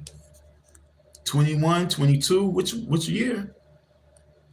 For him to strongly say, nigga, please, not too long ago. Not too long ago. Not too long. Yo, nigga, please, he said to him. How disrespectful. And we covered this before, but covering it now and keep covering the every year that it goes back and we keep going back and forth to this, he's a fraud to the black community. This man said nothing in a nigger mannerism. He said nothing ignorant. This man's text was not nowhere near negative. But for this man to say, nigga, please, not brother, please, not King Randall, please, nigga, please. What did he do that showed him to be a nigger? But Umar Johnson is a fraud to the black community. And that's what I want you all to understand. He's a fraud to the black community. Let's let this keep going. Goddamn. Okay. Umar, what? You gotta address this. What Umar was saying to Drake and Kendrick Lamar, he gotta say the same thing to him. I would like some clarity. Dr. Umar Johnson, I would like some clarity. Dr. Umar Johnson, I would like some clarity. Did you refuse to go to this man's school and speak to the boys and give his refund back after you did not show up? Dr. Umar Johnson, did you refuse to go to this man's school and speak to these boys and not give the refunds back after you refused to show up? Dr. Umar Johnson, I would like some clarity. Did you refuse? You know, he said this about 35,000 times in a row. Umar, what's up with this, man? You got to speak on this. We would like some clarity. We would like some clarity. Because what's up with this, man? It's not a good look. Did Umar ever speak on this? Did Umar Johnson ever speak on this situation? Text message right there. He don't care. But did he ever address the situation? No. Will he ever address it? Not until you, the jury. You guys have to be the jury in this situation. That's why I came to you and I called it TC. I called it Tube Court. I call it Tube Court. And you have to be the jury at a next level. I do not think so. He just ignored it. Yeah, exactly. He didn't know. Why would he? Now, if the people not really expressing it, no. The people, every time he go live, they got to be like, yo, how are you going to do that to King Randall? How are you going to do that to Donald? Yo, why would you do that to Donald? What did Donald do? He would say, well, Donald wasn't serving me the way I wanted him to serve. He wanted me to diddy. He wanted me to bend over. I don't bend over for no strap on with no female or no regular shit from some no dude. I don't bend over. I don't do butt plugs for no females, and I don't do no butt plugs with no dudes. It's no turning me out. It's turning me off. And that's what happens. Why did he ignore me like he ignored Randall? It's because he ignores men itself. Yeah, we ain't gonna do that. Hell no, we don't do that. I told y'all when I first came, I said he do not respect men, especially men who can stand. He's not respecting strong men. He don't care. Yo, he hates us. He hates men like that. He despises men like that. I'm trying to tell you something. He despises strong men. He has weak men around him. If you around him, if you around Umar Johnson, there's a 99% chance that you are a beta male. He sees something beta-ish about you.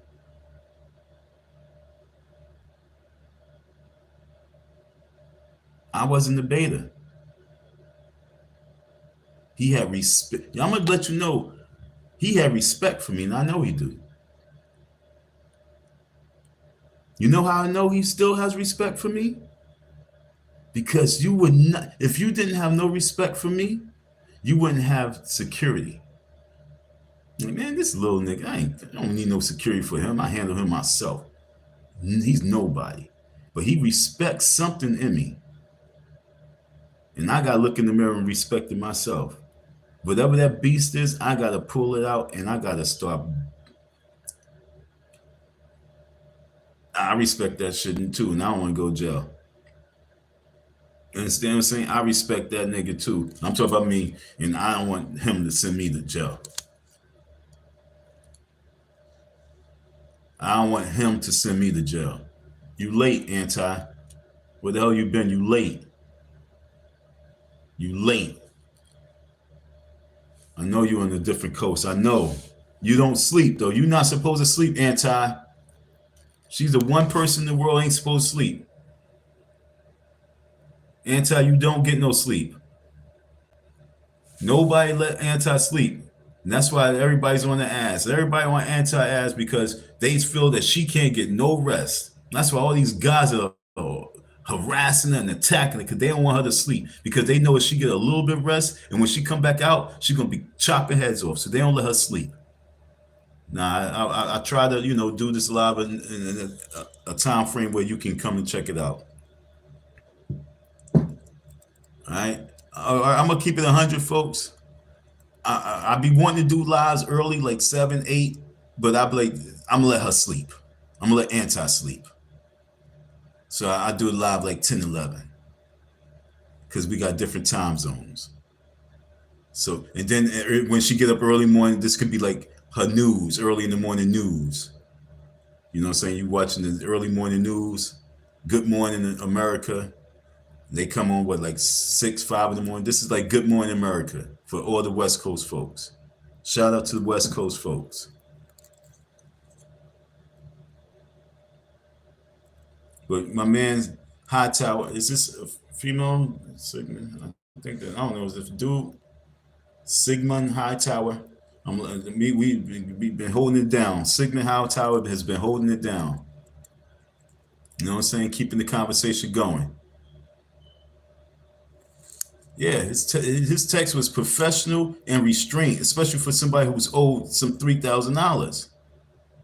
Understand what I'm saying? This man owed him mad bread, and he was being. And I know every time he texted, or he wrote, every time he wrote it, he said, "Nah, I'm not gonna be ignorant. No, I'm not gonna be." And he said, "This is good," and sent it out. And this dude say, "Nigga, please." How insulting! How insulting! How insulting! All right, no doubt. All right, homie. All right, Mr. Hightower, Sigmund Hightower. Yeah, because we got Dimitri, and I don't know who Dimitri is. Who knows who Dimitri is? Let's go back to this person. Hello, handsome man. How are you today? I'm all right. But I don't know if Dimitri, who knows Dimitri? I'm hoping that Dimitri is a female. All right?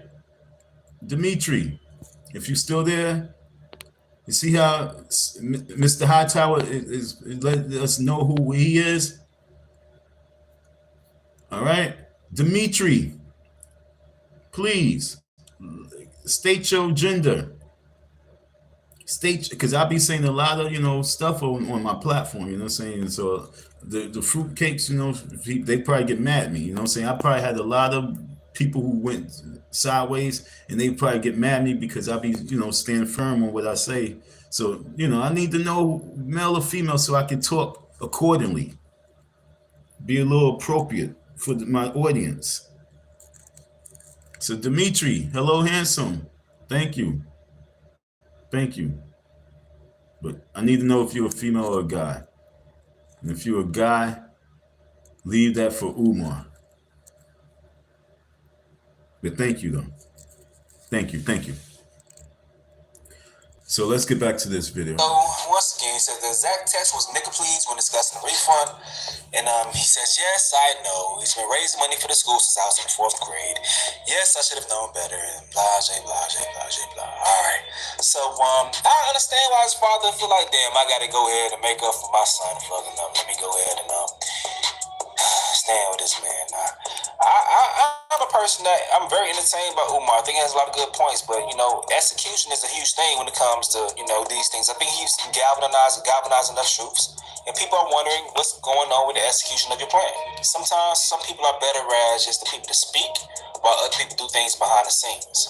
But maybe, I don't know. We just don't know what's going on as far as the execution of that. I don't know. Okay, let's get to King Randall. We have covered him in the past before. We covered him when he's speaking about as far as trying to help young boys as far as what to do when they are pulled over by police officers. So we covered that.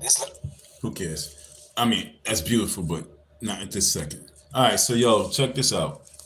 Jamal Johnson went out there to King Randall School. Like I said, when did Jamal Johnson get out there? Was it last year? Was it this year? Well, you guys got to pay attention to something. One thing about me is that I say a lot of things. And I did make a video, and I did say I got to get out there. And Jamal Johnson pulled up. He has a little bit of money, I guess. He can do so. And a lot of times people do hear what I'm saying. Jamal Johnson hears what I'm saying. I was in heavy communication with Jamal Johnson. One thing about Jamal Johnson is that he know how to slap his son in the face. He know how to pull up on Umar's enemies and show them love. Funny. Jamal Johnson know how to. Jamal Johnson pulled up on what's his name? Q. Gave him donation. Gave me a donation. Pulled up on King Randall and most likely gave him a donation. He also knows how to diffuse Umar's beef. So why King Randall's not making too much of a big stink? Because Jamal Johnson know how to diffuse stuff. He would slap his son in the face with something, but at the same time he would diffuse it. The one thing that Jamal Johnson did with me is he didn't try to diffuse the situation. Well, no, he did try to diffuse the situation. When he came on and his team, they offered some money. But like I said this money is cool, but it got to come with an apology. And one thing that Jamal Johnson realized and recognized with me was that I'm like a Putin. I'm like a Putin. It's like, nah, yo, the moral is the moral. And so Jamal Johnson said straight up and down, like, bombs on Baghdad. It is, and I'm like, what? Bombs on Baghdad. What did America do to Baghdad? Because he's a war person. They bombed him, right? Drop your bombs. So I've been given the green light by his father to smack him on his ass. And once you understand that, that's the difference between me. Jamal wants to see Umar Johnson be checked because it's hard for him to check Umar. So he checks him by popping up on a Q, popping up on a King, popping up and taking flicks with me, invite me to his events.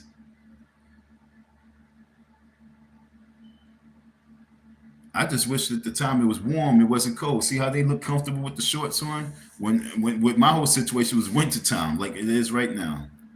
Jamal was out there in the streets in the wintertime. It's cold. But revolution don't stop because of weather. So going back to what I'm saying, why Umar, we got to start with Umar Johnson. It's very important. Now, why am I so much on Lennon on his ass? I'm gonna show you why.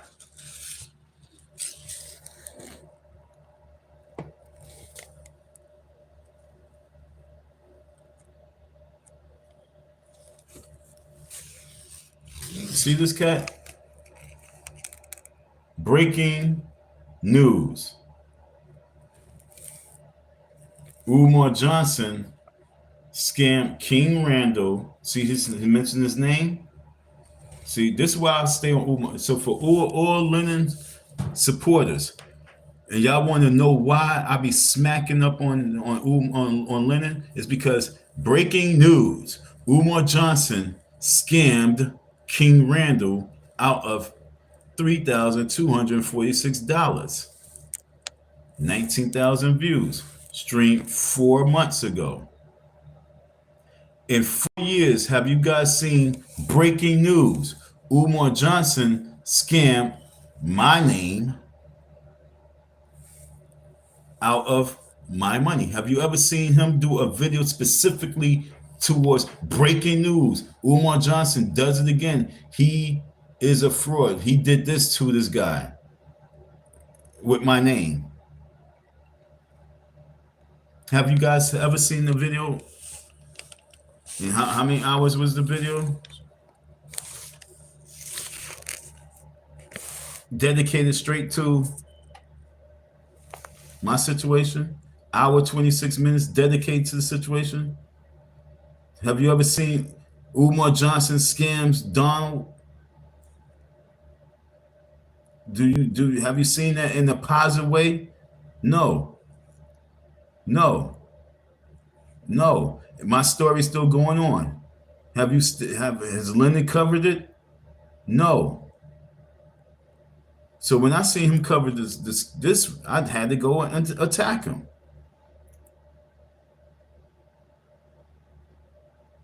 What makes this man's story more important? No disrespect, but what makes this man's story more important than mine's?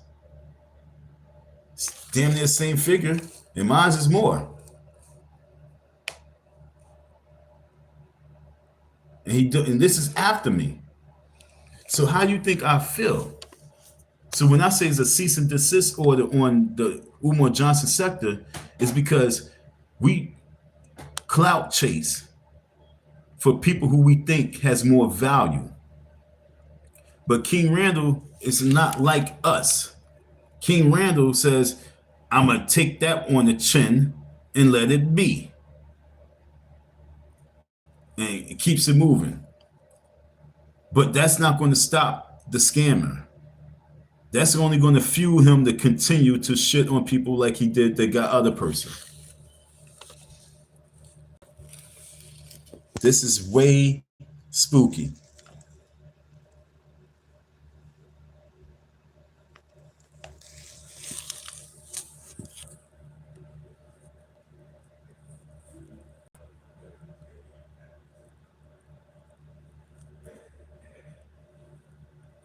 So this what makes him a fraud. All right. See this right here? I'm gonna play this right here. All right. I'm gonna play this right here for you. This is why he's a fraud to the black community. He was speaking about him. It had me thinking about Jesse Jackson. How do you feel about the people that feel like he had something to do with Martin Luther King? Regarding the Dr. King assassination, there's a book called The Assassination of Dr. King, written by attorney William Pepper. They were told that friendlies would not be wearing ties. You are not to. In my studies, and I didn't read the book, but I heard this about like 20 some years ago, 15 years ago. I heard this a long time ago. When I personally looked at the footage, matter of fact, I was watching Eyes on the Prize. This was back in 2003. I was watching the whole Eyes on the Prize series. Okay. And I was looking at body language. Let me get this back on me. I was watching Eyes on the Prize, the civil rights movement series.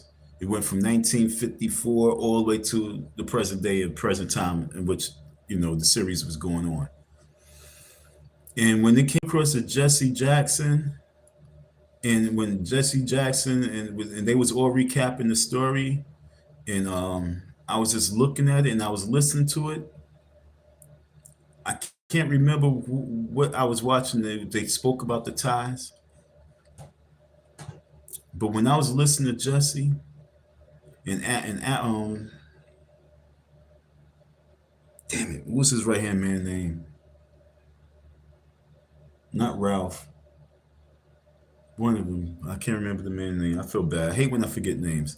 But when I was watching the Eyes on the Prize, my intuition said Jesse had something to do with it. When I was watching the whole series of Eyes on the Prize, you can tell who wanted power, who was like Umar Johnson. They wanted the torch to be passed to them. And Jesse Jackson from Chicago was one of those individuals. We rolled with the king, but he wasn't down with the king. He rolled with the king, but he was not down with the king. So that's how I felt about Jesse before Umar talked about it. That's what I acknowledged way back then. I acknowledge it. That's why Jesse Jackson was able to run for president in '84, because of his sacrifice. See, when you part of this, when you in that group, you have to have a sacrifice. Jesse Jackson sacrificed Martin Luther King. Period. Shoot anyone who is not wearing a tie, who has a plain, flat collar. Just acting on the orders of the U.S. military and the FBI. How in the world did Jesse Jackson get word, Art, that he was not supposed to wear a shirt and tie on the day Dr. King was murdered? According to William Pepper, allegedly, everything is alleged. According... Yo, look, I ain't doing that alleged shit. This is for real, for real. And that's a problem right now. All this alleged stuff, so no, it is what it is, folks. We have creeps in our community. We have freaks in our community. We have demons in our community. And Umar Johnson is one. He can talk all that talk he want, but yo, for you to be talking on this Jesse Jackson and Martin Luther King assassination, when you assassinating people right there in 2020s, Umar Johnson don't mind me getting locked up. Umar Johnson don't mind me getting terrorized or beat up by some security. What's the difference of you, Umar Johnson, and Jesse Jackson? That's what I want to know. What's the difference between the Umar Johnson and the Jesse Jackson? Jesse Jackson's light skin and Umar Johnson dark skin. They both tall. They about the same height. What's the difference between Jesse Jackson? Jesse Jackson wore gold chains. Now Umar Johnson got a little, I don't know if that is gold, but you know, chain. Jesse Jackson won the spotlight. Umar Johnson won the spotlight. What's the difference between Jesse Jackson and Umar Johnson? This is why we need private investigators. And we needed it ever since the assassination of Martin and Malcolm. Understand what I'm saying? What I'm talking about is something that was supposed to have been developed long time. Because it was inside job done by Malcolm, and it was inside job done by Martin. Okay? Inside jobs. Both was inside jobs. It was our own people. Our own people did the killing. Our own people was part of the killing. Our own people was part of organizing the assassination of these individuals. And Umar Johnson is one of those type of people who will be behind the scenes organizing to take over. He's no different. He's no different than the guy who took out Fred Hampton, William Cooper, not William Cooper, but that black agent. Umar Johnson is one of those people who will cross the lines to take out whoever he needs to take out. And that's what y'all gotta understand. That's why it's important for us to have private investigators, because we don't know what he's truly capable of doing.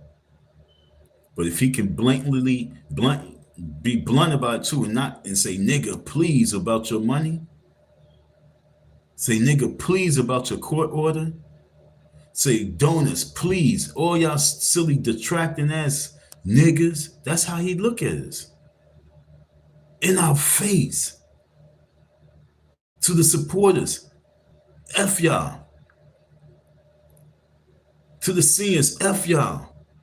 To the pastors, to the ministers, F y'all. For him to be that blunt in our face, you don't think that he would just take that money and dip off to Africa? And leave that FDMG just to rot away as an investor, like, oh, well, I'm selling it anyway.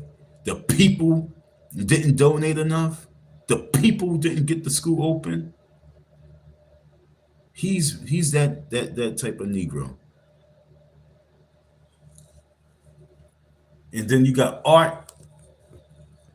How the hell Art? This is what makes me so sick to my stomach. What makes Art, art of dialogue, feel a need to cover Umar Johnson? What makes Art of dialogue feel a need to cover Umar Johnson and not ask Umar Johnson the real questions about King Randall, asking the question about Don Murray? Because you folks are not doing your job making that story big enough where these folks are saying, yo, you know what? I've been seeing trending that these folks are being, okay? You got O'Shea Duke Jackson.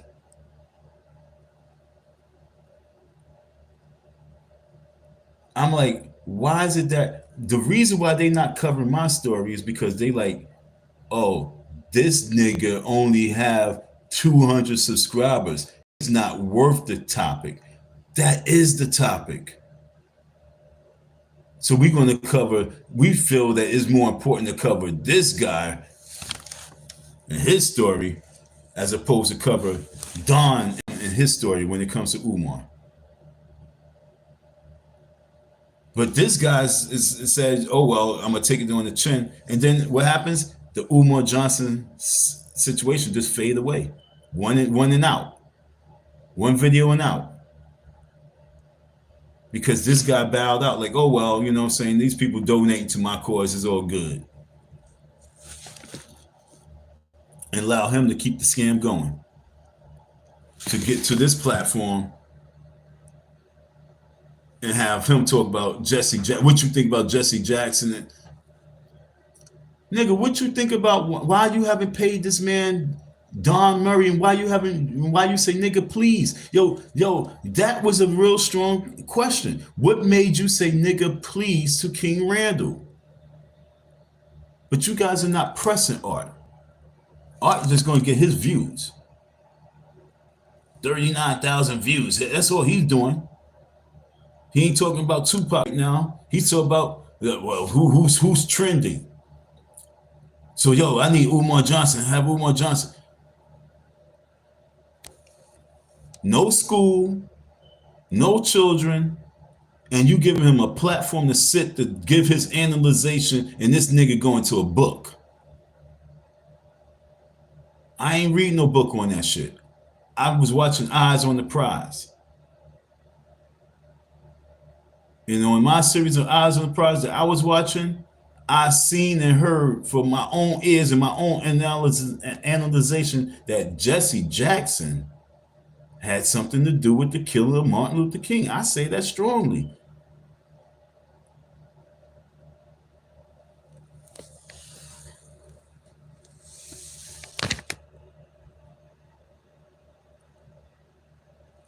Look at this. You know what I'm saying? Umar names his top 10 coons of the 21st century. Yo, I've called Umar the coon of the year, king of coons. You're not going to respond to like, why is this person calling you a coon? Because what? My channel's not big enough.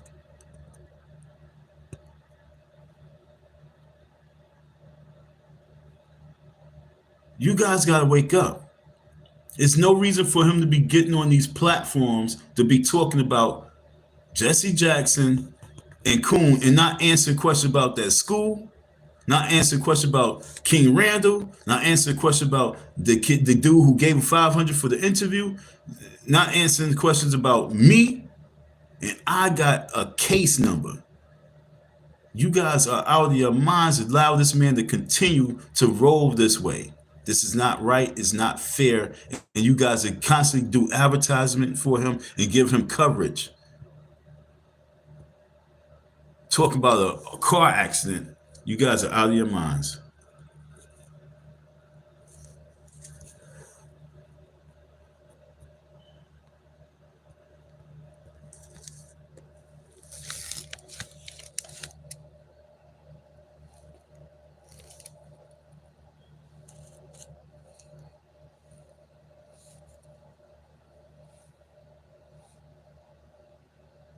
Look, this is his title. Locked up by sexy chocolate officer.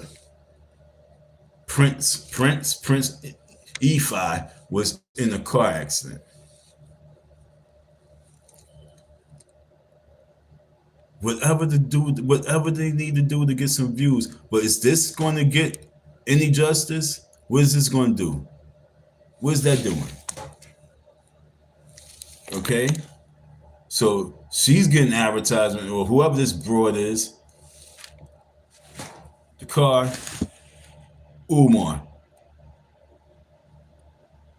And trust believe, when I did the video, I said, yo, Umar, you really gotta cut that hair. And he cut the hair. All right? I was like, yo, Umar, that's not the look no more. He cut the hair.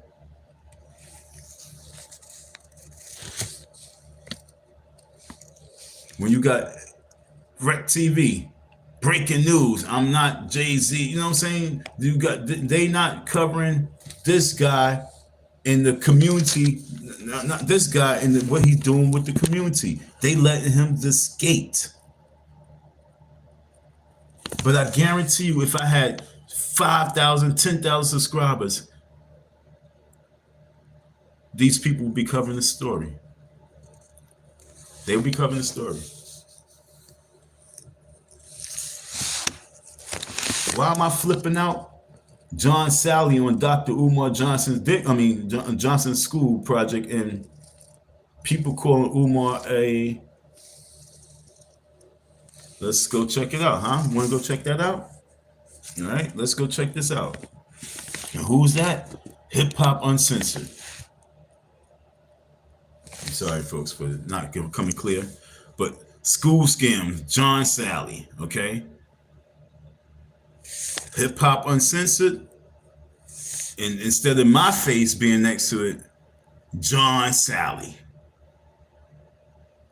Instead of my face not next to this in the situation, they feel like we need to mention John Sally.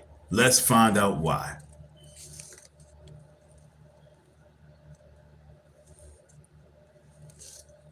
Put it on me. Today's actually a really exciting day because we got to.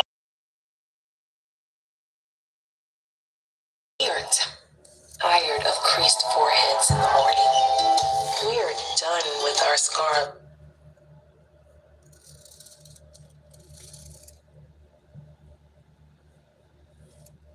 It's for the people. The people should grip when they do that. And when I hear some. Come on.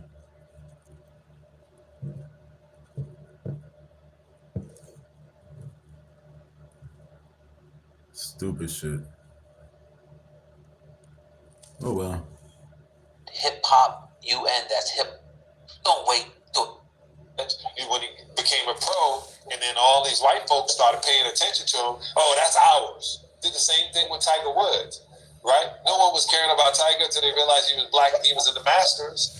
No one was giving the love to the people who borrowed ideas. When you put up great ideas like Dr. Umar and having a school for young men to change our psyche, you got to realize how many people don't want that to happen. There's a lot of people. When you put up great ideas like Dr. Umar and having a school for young men to change our psyche, you got to realize how many people. So you also have to realize we're in this country. It can have those broad ideas. When you put up great ideas like Dr. Umar and having a school for young men to change our psyche, you got to realize how many people don't want that to happen. Because a lot of people don't want us to figure out how God is. A lot of people, and it's a read.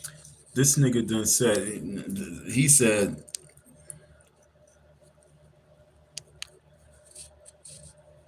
he just said, great ideas by Umar Johnson by having a school. And I done showed you 517 black schools in the country. This man didn't even open. See, this is what I'm trying to say, yo. These niggas all you guys be making me sick to my stomach. You guys got this guy on for a few thousand views. Look, John Sally. Okay, look. This. Come on. Okay, now look. John Sally 3 years ago on Hip Hop Uncensored. Come on, stop playing games. Focus. 55,000 small ass views. That's 3 years ago. 55,000 small ass views. John Sally on Dr. Umar Johnson's school project, and people calling Umar a scammer. And this nigga's talk about great ideas 3 years ago. And you got 1,004 likes, and you got 50 after fucking 3 years of being on the waves, only 55,000 views. But if Hip Hop Uncensored was to put me on right now, I guarantee you they would get 55,000 views in one day.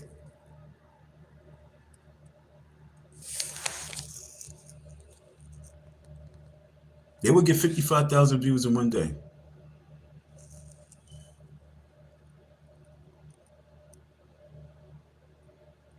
And I guarantee you Umar would be tuning in watching that shit.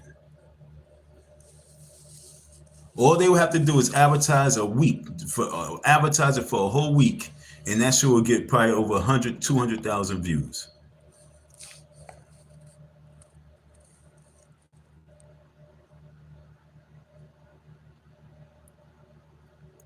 Y'all doing it wrong. All you folks are focused on the wrong people, wrong topic.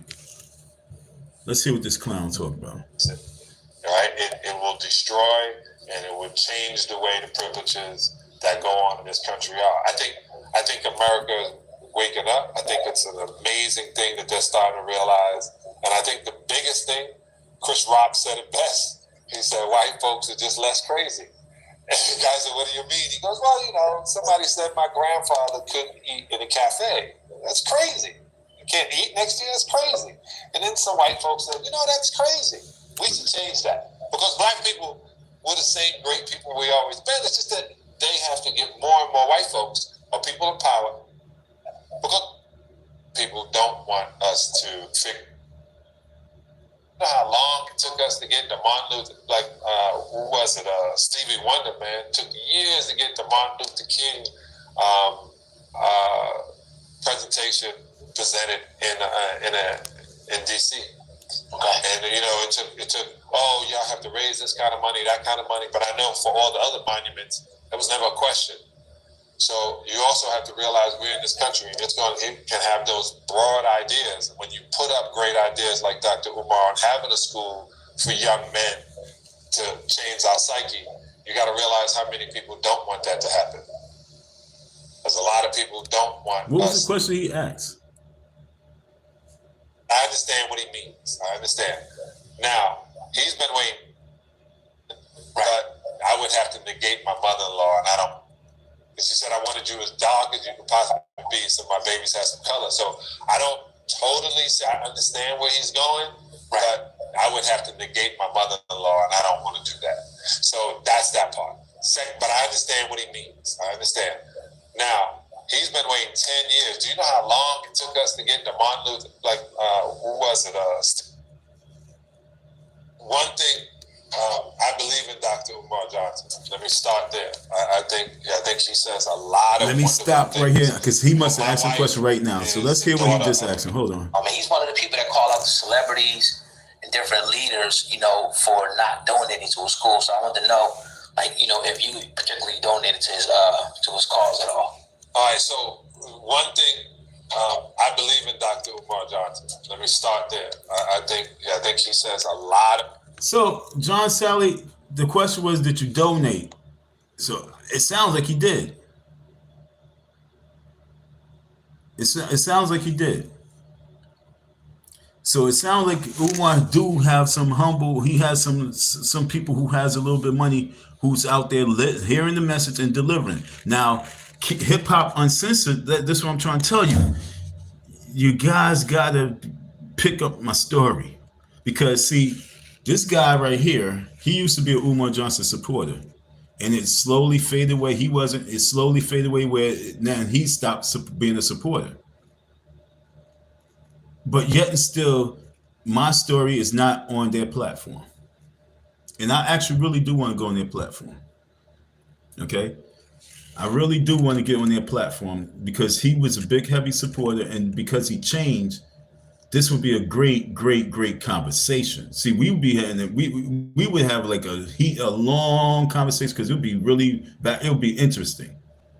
And then I can give them some insight because they not part of this Umar Johnson sector, so they don't really have the inside scoop like you do. So they would be getting this information first time, and it would be like the very first day energy. And this man right here will be asking some really great questions, and he'll be on top of it, and he won't be on fanboy mode.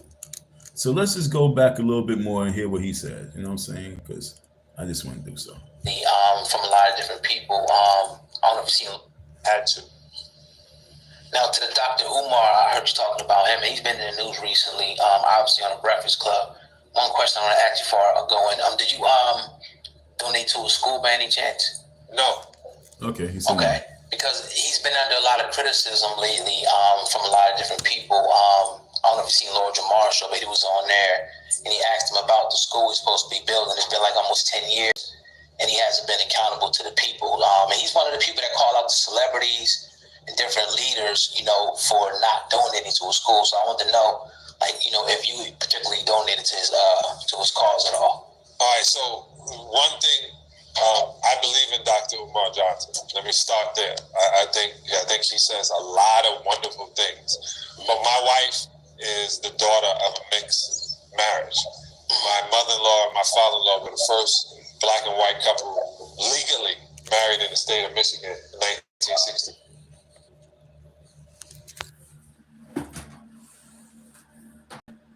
I ain't gotta go no more into that shit. So he says, I believe in Umar Johnson. All right. This what pisses me off about so many folks. I believe in Umar Johnson, but I didn't donate. I'm not gonna help him grow his school. I believe in this whole concept of training up these black boys and saving the race. But because I love snow bunnies, I'm not going to support his cause. White power is much more powerful than black power. And once y'all understand that white power and the white infrastructure will always rule over black power, y'all will start to realize it's time to shift your energy for just having control of power. All the white power and black power shit, he just proved it. I believe in Umar Johnson. I believe in what he's intelligent. Dr. Umar, he call him doctor, but yet and still, no, I ain't donate. I ain't get that nigga none of my money because he talk about my good old white people. And my wife, she's mixed. And I got my parents, they mix and is white in here and I'm around white folks. So no, I can't donate to nothing black. But I was supporting from afar. That's what got me that much more angry with Umar, because when I pull up on the scene and I'm showing you that energy and showing you that help, you still shit on people.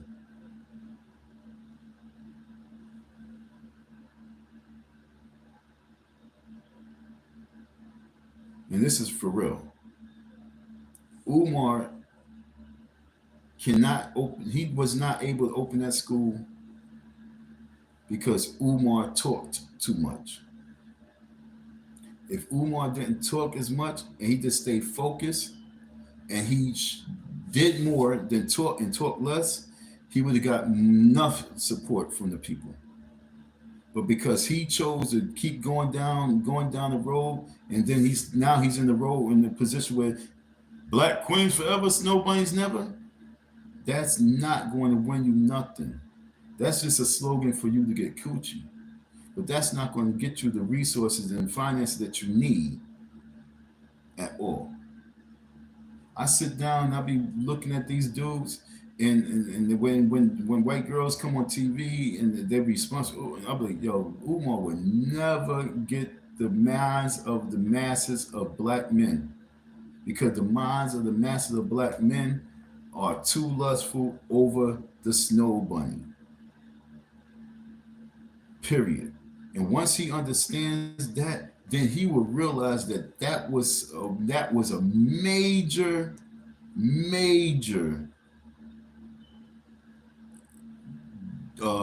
warp zone that he put himself into, that put him in another world. And you're not going to open that school because too many folks believe in white power and the white power infrastructure for you to really be focusing on that. If you would just focus on everything that you need to focus on uplifting and building the boys, and when you got enough money and funds to really go that way, then go that way. But you jumped that way so early in the game that you just buried yourself. And that school never going to open because the finance is not going to come in. When you look at celebrity dollars is tied into white power infrastructure. So you always will have to look at the lower level dollars, and because you attack so much things of the low level, you got too much friction that you're never going to get the funds that you need to pay the staff. That school's not opening. That's why I'm telling you that it's a private investigating group that needs to be opened up, and we need to call the scan for what the scan is, and we need to actually get the money back. he want to go to Africa, let him go. But leave the people money where the people's at. Give the people back their money. That's what we need right now. We need a class action lawsuit for him to have to give back the money to the people. That's it. Just go through your Cash App and just pay. You go to the person name in there, they're going to say, I sent for HVAC, I sent for plumbing, I sent for, they sent and they specify what they sending it for. So all those folks that you can individually see on your shit, you need to send back their money. Because if your intention is to leave and depart the ship, which we know it is, send the people back their money. This is why we need the private investigators. Because there's no way that he's going to open the school. Because no matter how many people believe in what he talks about, there's still going to be something that don't allow them to give. Now that man he probably could have donated. He probably could have gave $1,000, but because of the situation, he probably just sent 20. And $20 really nothing. So when you say, did you donate to school? He's looking at $20. Like, nah, $20. He probably gave $20, but he didn't want his wife to know. He probably sent $20. What's $20? As opposed to $2,000. Celebrity basketball tournament. See, Umar is the most stupidest nigga on the planet. Because there's no reason why Umar Johnson don't have that school open. Because if it was me, I would have did the Sean Combs of the 1990s. I would have did my celebrity party. I would have did my celebrity basketball game. I would have reached out to the people. I would have dedicated a week-long live trying to recruit my FDMG starting 5 celebrities to do a celebrity basketball tournament. I would have been starting my ruckus out in Delaware. But he did not know how to do it because he don't think but so much, except for, hit the Cash App. That's why it's got to be a private investigating group put on his ass, because he proves every time I look in this, anytime I look on this and see, he will prove it.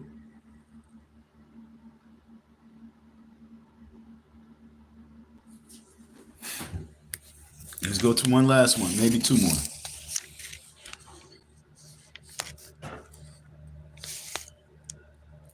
Okay, let's go to this one. I'm gonna, because I think that Candace Owens, even though she has a white husband, if she had a black husband, Candace Owens would be the #1 contender for the Republican Party for 2028. But she has a white husband, so that kind of disqualifies her a little bit, but I still see her as being a contender. So he calls her a coon. Candace Owens and Clarence Thomas, are super coons. Let's hear why he called her coon. And then we're going to get into this one right here. Tariq Nasheed shares his real thoughts on Shaun King and Umar Johnson. And that's 2 years ago. And this is 9 months ago. Okay, so this video came out 9 months ago. This came out 2 years ago. All after me. So let's hear from this one, then we're going to go to that one, then we're going to shut it down. Personal beefs, I don't trip on that. I'm not a petty nigga, man. That shit doesn't bother me at all. Like Umar, me and Umar, we have our little personal things. Yeah. Umar's a brilliant nigga. That nigga's brilliant, man. I love the message that he gives out there. I think he has a lot of genuine love and respect for the community. I always rock with that. I get on code with that. So personal beefs ain't nothing. That's just what it is. No, so like you and Umar kind of differ. So like explain to the people. So Umar Johnson is a Pan-African. You are FBA. So explain why you're not a Pan-African and like what's the difference between that? Now, for a long time, I was promoting Pan-Africanism. This whole thing is us as a whole global black family getting together and building something. Unfortunately, it's been too one-sided. The African diaspora has not reciprocated, and now a lot of the onus is on us, and a lot of the weight is on us, and it's bogging us down. We can't have a one-sided coalition. We're asking other people from the diaspora, how come you are not reaching out, building a coalition over there? How come everybody just has to come over here and just kind of eat off of us? I've been to Africa begging for dual citizenship in certain countries, and nobody's really biting, even in the Caribbean. Hey man, why don't y'all have some dual citizenship for us? Nobody's biting. So there's not too much of an effort from the diaspora, and that's why a lot of us over here are like, okay, well, if y'all like that, do you? We'll do us for right now. Well, here, so, speaking of effort, again, like, there can't be, like, more effort, right? Right. Now, when the George Floyd thing happened, And Poetic Flacco, he's African. I will give credit, though, to, like, some African countries. I know in Liberia, they did march and protest for a couple of days for George Floyd, right? So, there is, like, protests going on, and I believe, again, don't quote me on this, but during, like, the whole, like, George Floyd thing, a few African countries, I believe, like, came to, like, the EU or somebody, right? No, or UN, right? And says, yo, like, what's going on here, right? So there were some like inquiry, and then African countries, some. They got more than that. That's some bullshit. You going out here, we done sat up here and got our heads bashed in for you to come over here to get resources, and y'all come over here and get visas, and you get schooling that we didn't fall for. You better do more than hold up a fucking sign. You better say, hey man, let's offer dual citizenship in case y'all want to dip for a few months or whatever. You come over here and be safe, and if you want to go back, cool. That would be cool. We'll offer a little section of land for you guys over here so we can build together. For Ghana got that now, though, right? Like, not really. They don't have that over there. No. I believe Ghana is offering like citizenship. No, they got a right to abode. It's not citizenship, and there's so much red tape with it. And also, you got to have a bag. In order for us to get some citizenship over there, we got to come through with $50,000, $100,000. We got to go in there with a bag, and then we got to. And there's so much red tape with it. And also, you got to have a bag. In order for us to get some citizenship over there, we got to come through with $50,000, $100,000. We got to go in there with a bag, and then we got to show them all of our bank statements and all of the savings and all of the investments we have. So we got to go in there with cash in hand. So that's not a reciprocal relationship. Yeah. Now, like there's some people who would say, yo, hear that? And he was once preaching more together when they trauma bond over the. Did y'all hear that? This finance product That pissed me off. I just pressed the wrong button. But did y'all hear that? Big bank on Wall Street to go. That was very key, what he just said. He said you got to go in there with a big bag. If you're not mentioning people above me, and there's so much red tape with it, and also you got to have a bag. In order for us to get some citizenship over there, we got to come through with $50,000, $100,000. We got to go in there with a bag, and then we got to show them all. So that was very important, because like I don't be paying attention to this shit. So I'm glad I scanned it through, because what he just now said, you got to go in there with a bag, $50,000, $100,000. That's what Umar's in right now. I already know. I was sitting in the meeting. That's what I'm telling you, that big school is sold, because he's trying to bring his bag over there. That big school is done. You want to know why the storage is back in the small school? Because the small school is nothing that he can do. He already knows that this year nothing's going to go down with that school, but he's getting his bag together to ship out to Africa. You just heard from Tariq clarifying without telling you. He's got to get that bag together. He's trying to get that bag together, because that's the only way. Yo, this is live about to be deaded, because my phone, I have the phone on the charger, and this shit ain't even charging. Not even charging. So this phone about to go dead. All right, so you just heard it right there. Tariq Nasheed just clarified it. He vouched for me, letting it be known that Umar Johnson is getting his bag together. He's going to sell that school, and the big school is officially on for sale. Okay, the big school, I'm telling you, he's not going to put the for sale up there. This is all behind the scenes. He don't need to put a for sale on there. Don't think that y'all going to see a for sale sign up at that school. You're not going to see a for sale sign up at the school. There's no reason for him to have to do that. This is all behind the scenes. Where the hell is my charge? Damn it. This shit is whack. My phone was dead yesterday. I had it on the charger all that freaking time, and it didn't do no charging. And here it is again on the charger, and this shit is gonna go dead on me. Hopefully it won't.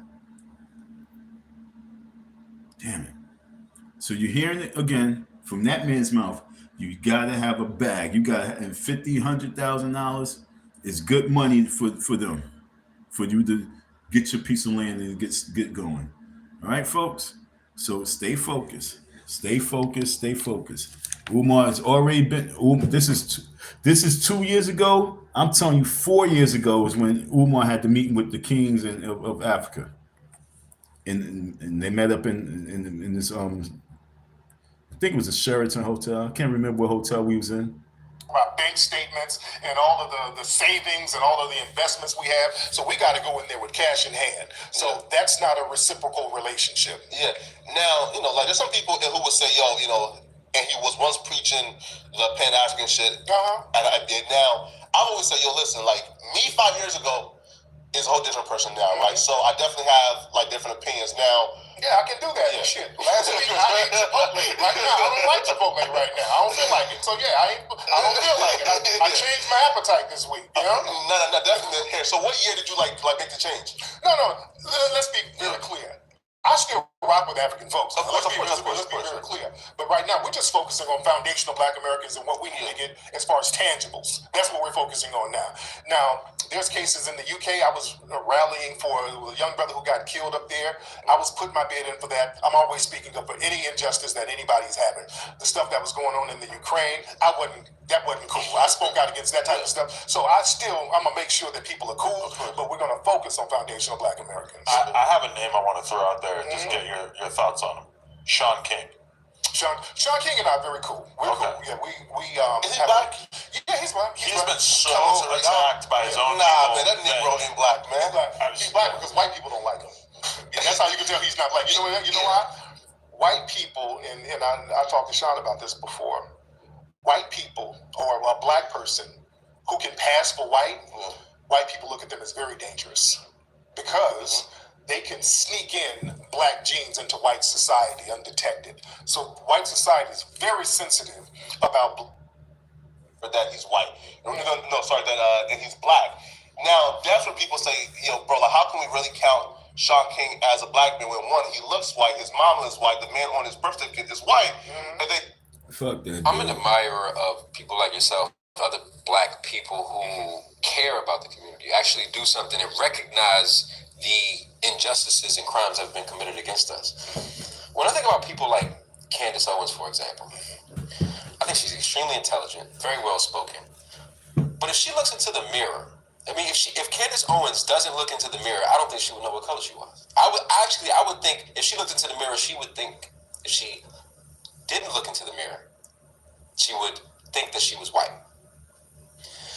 I have an issue with that because you have this black woman who is married to a white man. I'm not talking about her specifically, but her and people like her. And they don't recognize those injustices within the community. Like, what's up with that? Why what responsibility does she have to address those issues? All super coons are extremely intelligent. You have to be.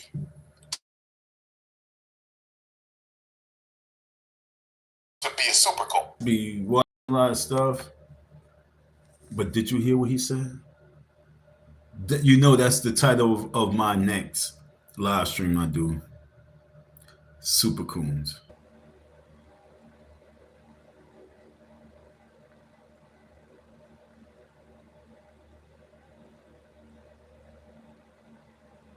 Sorry, folks. Sorry, folks.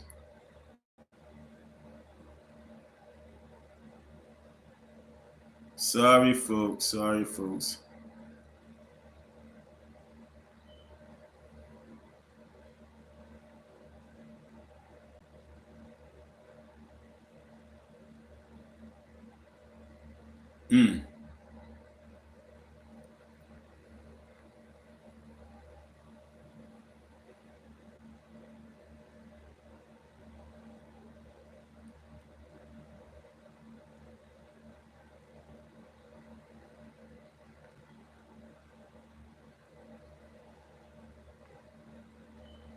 Sorry, folks, for the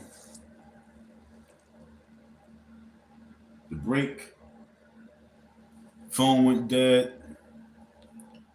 The phone went dead, and I apologize. So in the meantime, before I wrap this live up, I gotta finish off of this last one, this last video I'm reviewing. And in the meantime, I'm gonna go and look at some of the comments. I see Anti, she's speaking. So I'm gonna just go review some of the comments so I can end this live stream the way and not the way that I just ended. Sorry, folks. Sorry, folks. So this one says, Umar wanted people to beat up his dad. Yeah. You know what I'm saying? He wanted people to beat up his dad. That was amazing. You know what I'm saying? He wanted people to pull up on his dad and shut him down. That oh God. That's disgusting. That's horrible. But yeah, that was true. Especially when he went on Leonard Honest platform. Yo, I'm trying to go through the comments right now. So let me just try and get through this.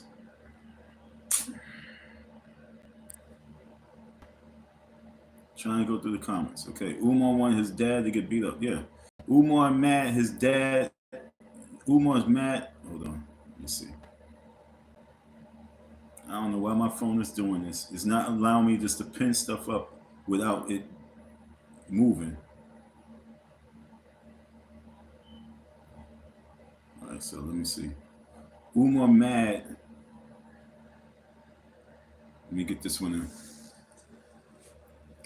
Umar mad at his dad that he left his mom and 10 siblings. He went to marry another woman and had 3 daughters. Jamal calls them family.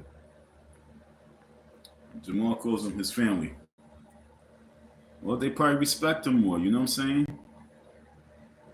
It's so weird because the messages that I already read is not all right, hold on.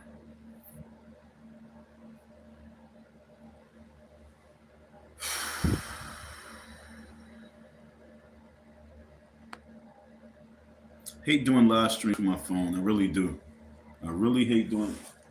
I'm gonna download my shit into this but I'm tired of doing from live streaming from my phone. And it's so weird because I'm trying to read the messages and they're not allowing me to. All right, let's see. What is Leonard going to do about that? Nothing. Sorry, I called that dude King. What King allows someone to steal from him? Let me erase that. Let me erase that other message. Well, his name is King. You know what I'm saying? His name is King. But Leonard is just doing anything with Umar's name to get views. Leonard don't care about Randall or me. She talk about you getting ripped off. You might be right, but that's why Leonard can't come back right now to these streets unless he talk about something with substance. That's why he's on his break. He could say whatever, but he's on the break because there's nothing for him to read.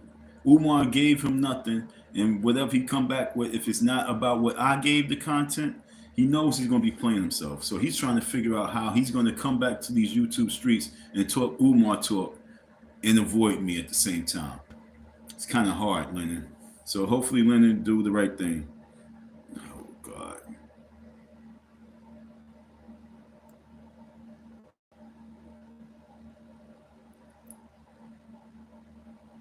Those you mentioned aren't interested in any process that holds Umar legally responsible.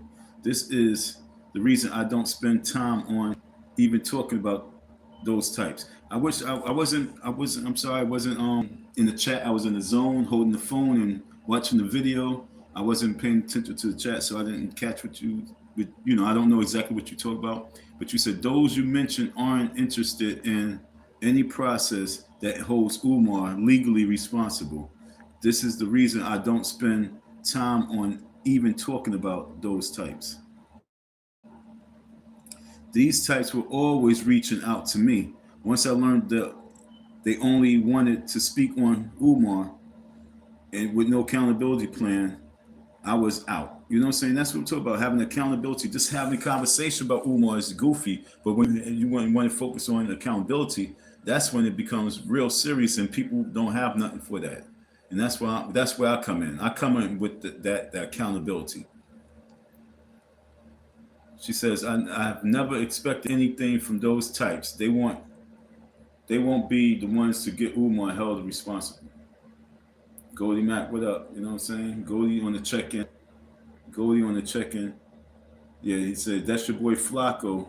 You know what I'm saying? Yeah, that was Flacco. I'm about to get on Flacco ass too.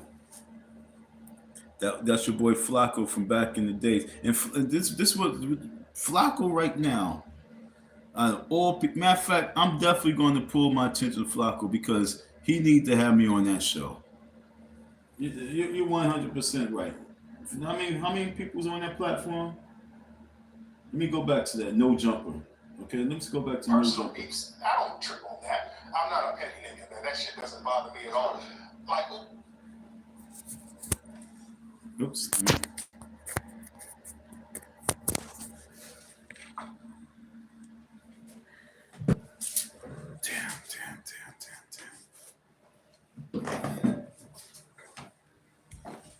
Gotta change the studio around.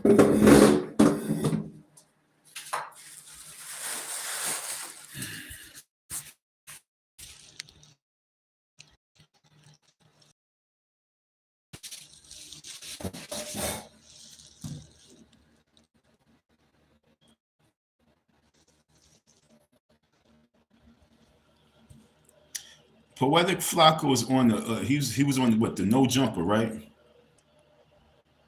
And when Poetic Flacco got on no jumper, there's no reason why Flacco didn't have me on the show.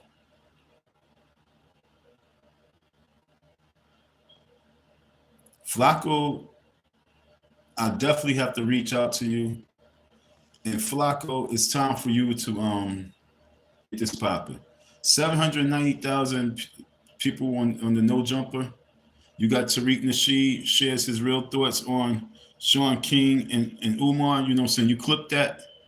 You know what I'm saying? This wasn't the whole video, and that wasn't the whole point of him, but you clipped that, and that piece got you 55.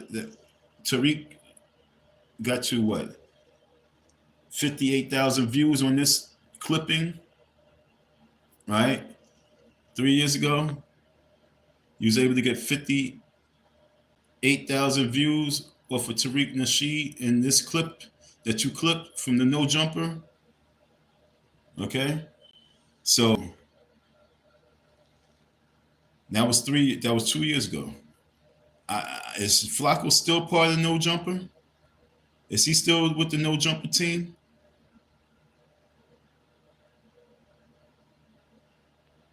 Is Flacco still with the no jumper team? Because if Flacco is still with the no jumper team, it's now time for me to go over there and holler at your boy Flacco, because Flacco owes me an interview. Because when he was just on his platform, he always was tapping in on my side, always tapping in, always asking questions,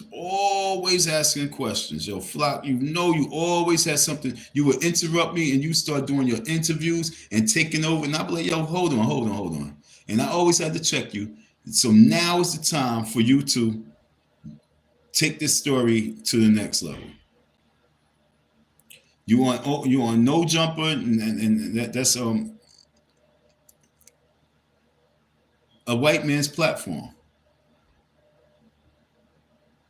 It's time, Flacco. So, Poetic Flacco, let's get it popping, all right? This is serious now. But I want to get to 790,000 views. Use just the platform that you want, right, Flock? I heard that they flew you all the way out there. I heard you dropped everything and you got a position with no jumper. And this what made me really look at your boy T, like, yo, TC's a corn dude, because he is not. He's not even like yo, Flock. Won't you really interview Don? Won't you interview Don? You okay? You blew past him, and he's still not saying interview Don. That's why I was like, yo, wait, Flock was no longer. He's where? TC told me about that. Some white guys flew him. They paid for him and flew him out there. What?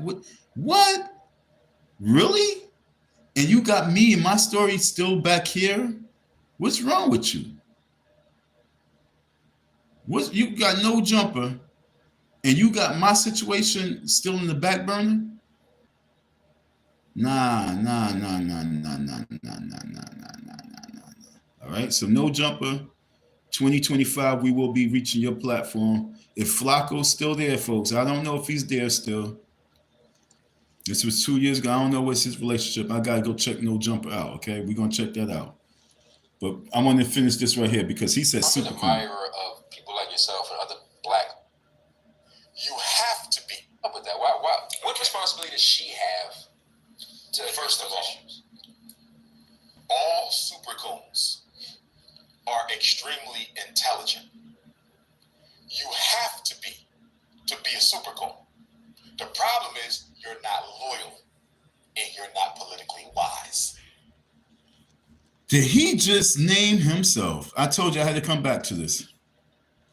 Let me get this image right here because this the picture of Super Coons right here.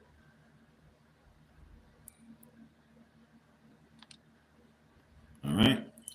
My next live, I might just end this live right now and start the Super Coon live stream up right now. So you know what?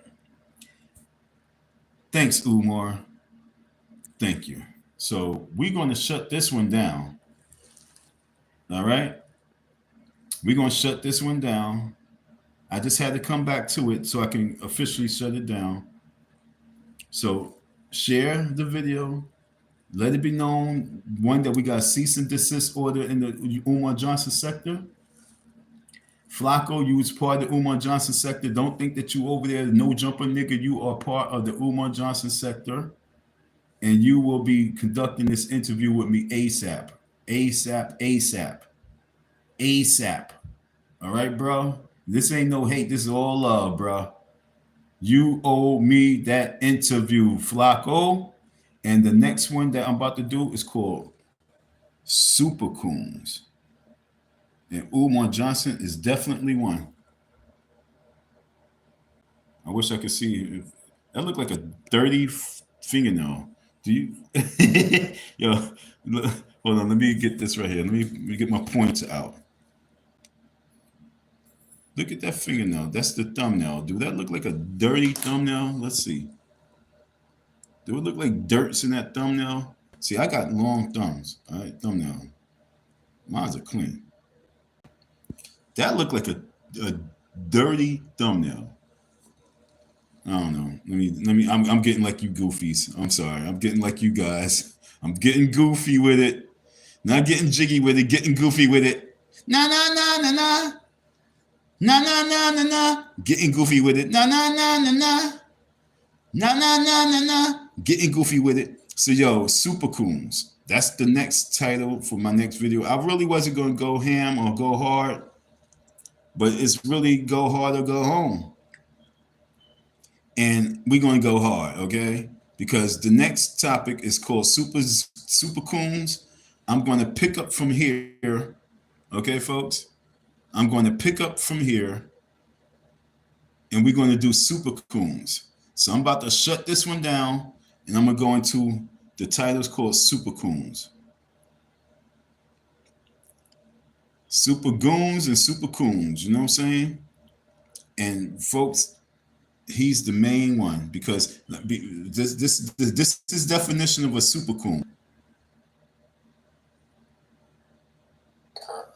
And they don't recognize those injustices within the community. Like, what's up with that? Why? What responsibility does she have to First of all, issues? all supercoons are extremely intelligent. You have to be a supercoon. The problem is you're not loyal and you're not politically wise. Now, when we look at Umar, is he loyal to the black community? What's his loyalty to the black community? And what's his political wisdom when it comes to the black community? He says that we shouldn't go vote. He say that he don't have an interest in it. He says, when I told him, like, why don't you, instead of this whole campaigning like this, why don't you just start your own political campaign? And he says that basically, I'm not that politically wise. But he didn't say that. He just said that, you know, he don't believe in the Democrat or Republican parties. So we said, well, you still got independent, you got all other parties out there. Why don't you just run underneath that or start your campaign for a new political party? But he's a super coon. He just called himself out to be a super coon. So this is my next live super coons. I don't want to go into much this no more because I want this to be fresh. But let's just hear 2 more seconds, all right, so I can know if this is something I want to do. Because wisdom, if you had integrity, you would never go against your community. So Candace Owens has no integrity. Jesse. Nigga. Oh, okay, you know what, folks? Thank you for your listening ear, your support. Peace. I'm going live on the next topic, Super Coons, okay? Matter of fact, I think that's my screenshot. I think that's the screenshot. Yeah, that's the screenshot.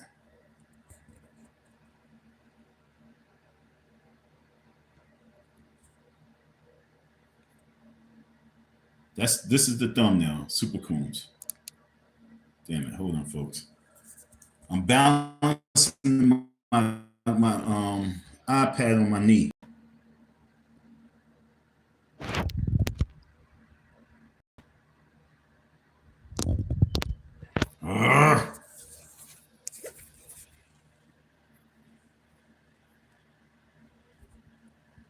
With me in the background. You're going to see me in the background. This is a hot picture right here.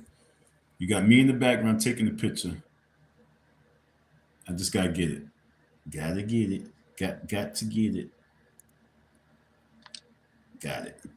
All right. So Super Coons is the next video I'm going to do. I'll be back with this video. It's 2 o'clock.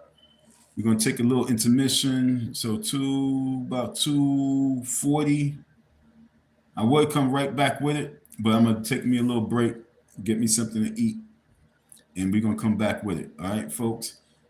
Super Coons.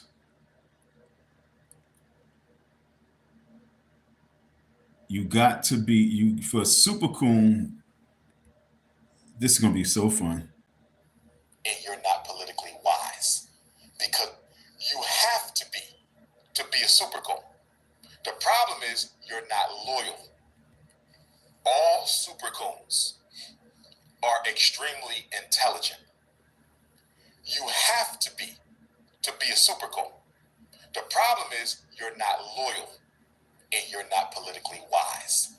Because wisdom, if you had integrity, you would never go against your community. So Candace Owens. All right, folks. So you never will go against your community. So King Randall, Don Murray, Gideon, whatever his name is, Tariq Nasheed, okay? Tariq Nasheed, and all the others that Umar Johnson, he went on, oh my God. Like I say, Super Coons is my next video. I wasn't going to touch no more of this until my birthday. But I am forced, okay, folks? I am forced to do the next video on this dude, which ASAP, because I got to keep this going. We doing a little private investigating right now as we speak. I'm researching. This is me doing some research. Thank goodness for this live. Thank God for the pad. You know what I'm saying? We working off my iPad right now. All right. So the next topic is called Super Coons. All right, folks, tune in. I'll be back. Thank you for your listening ear, your support. Peace. I'll be back. Be right back. I said peace.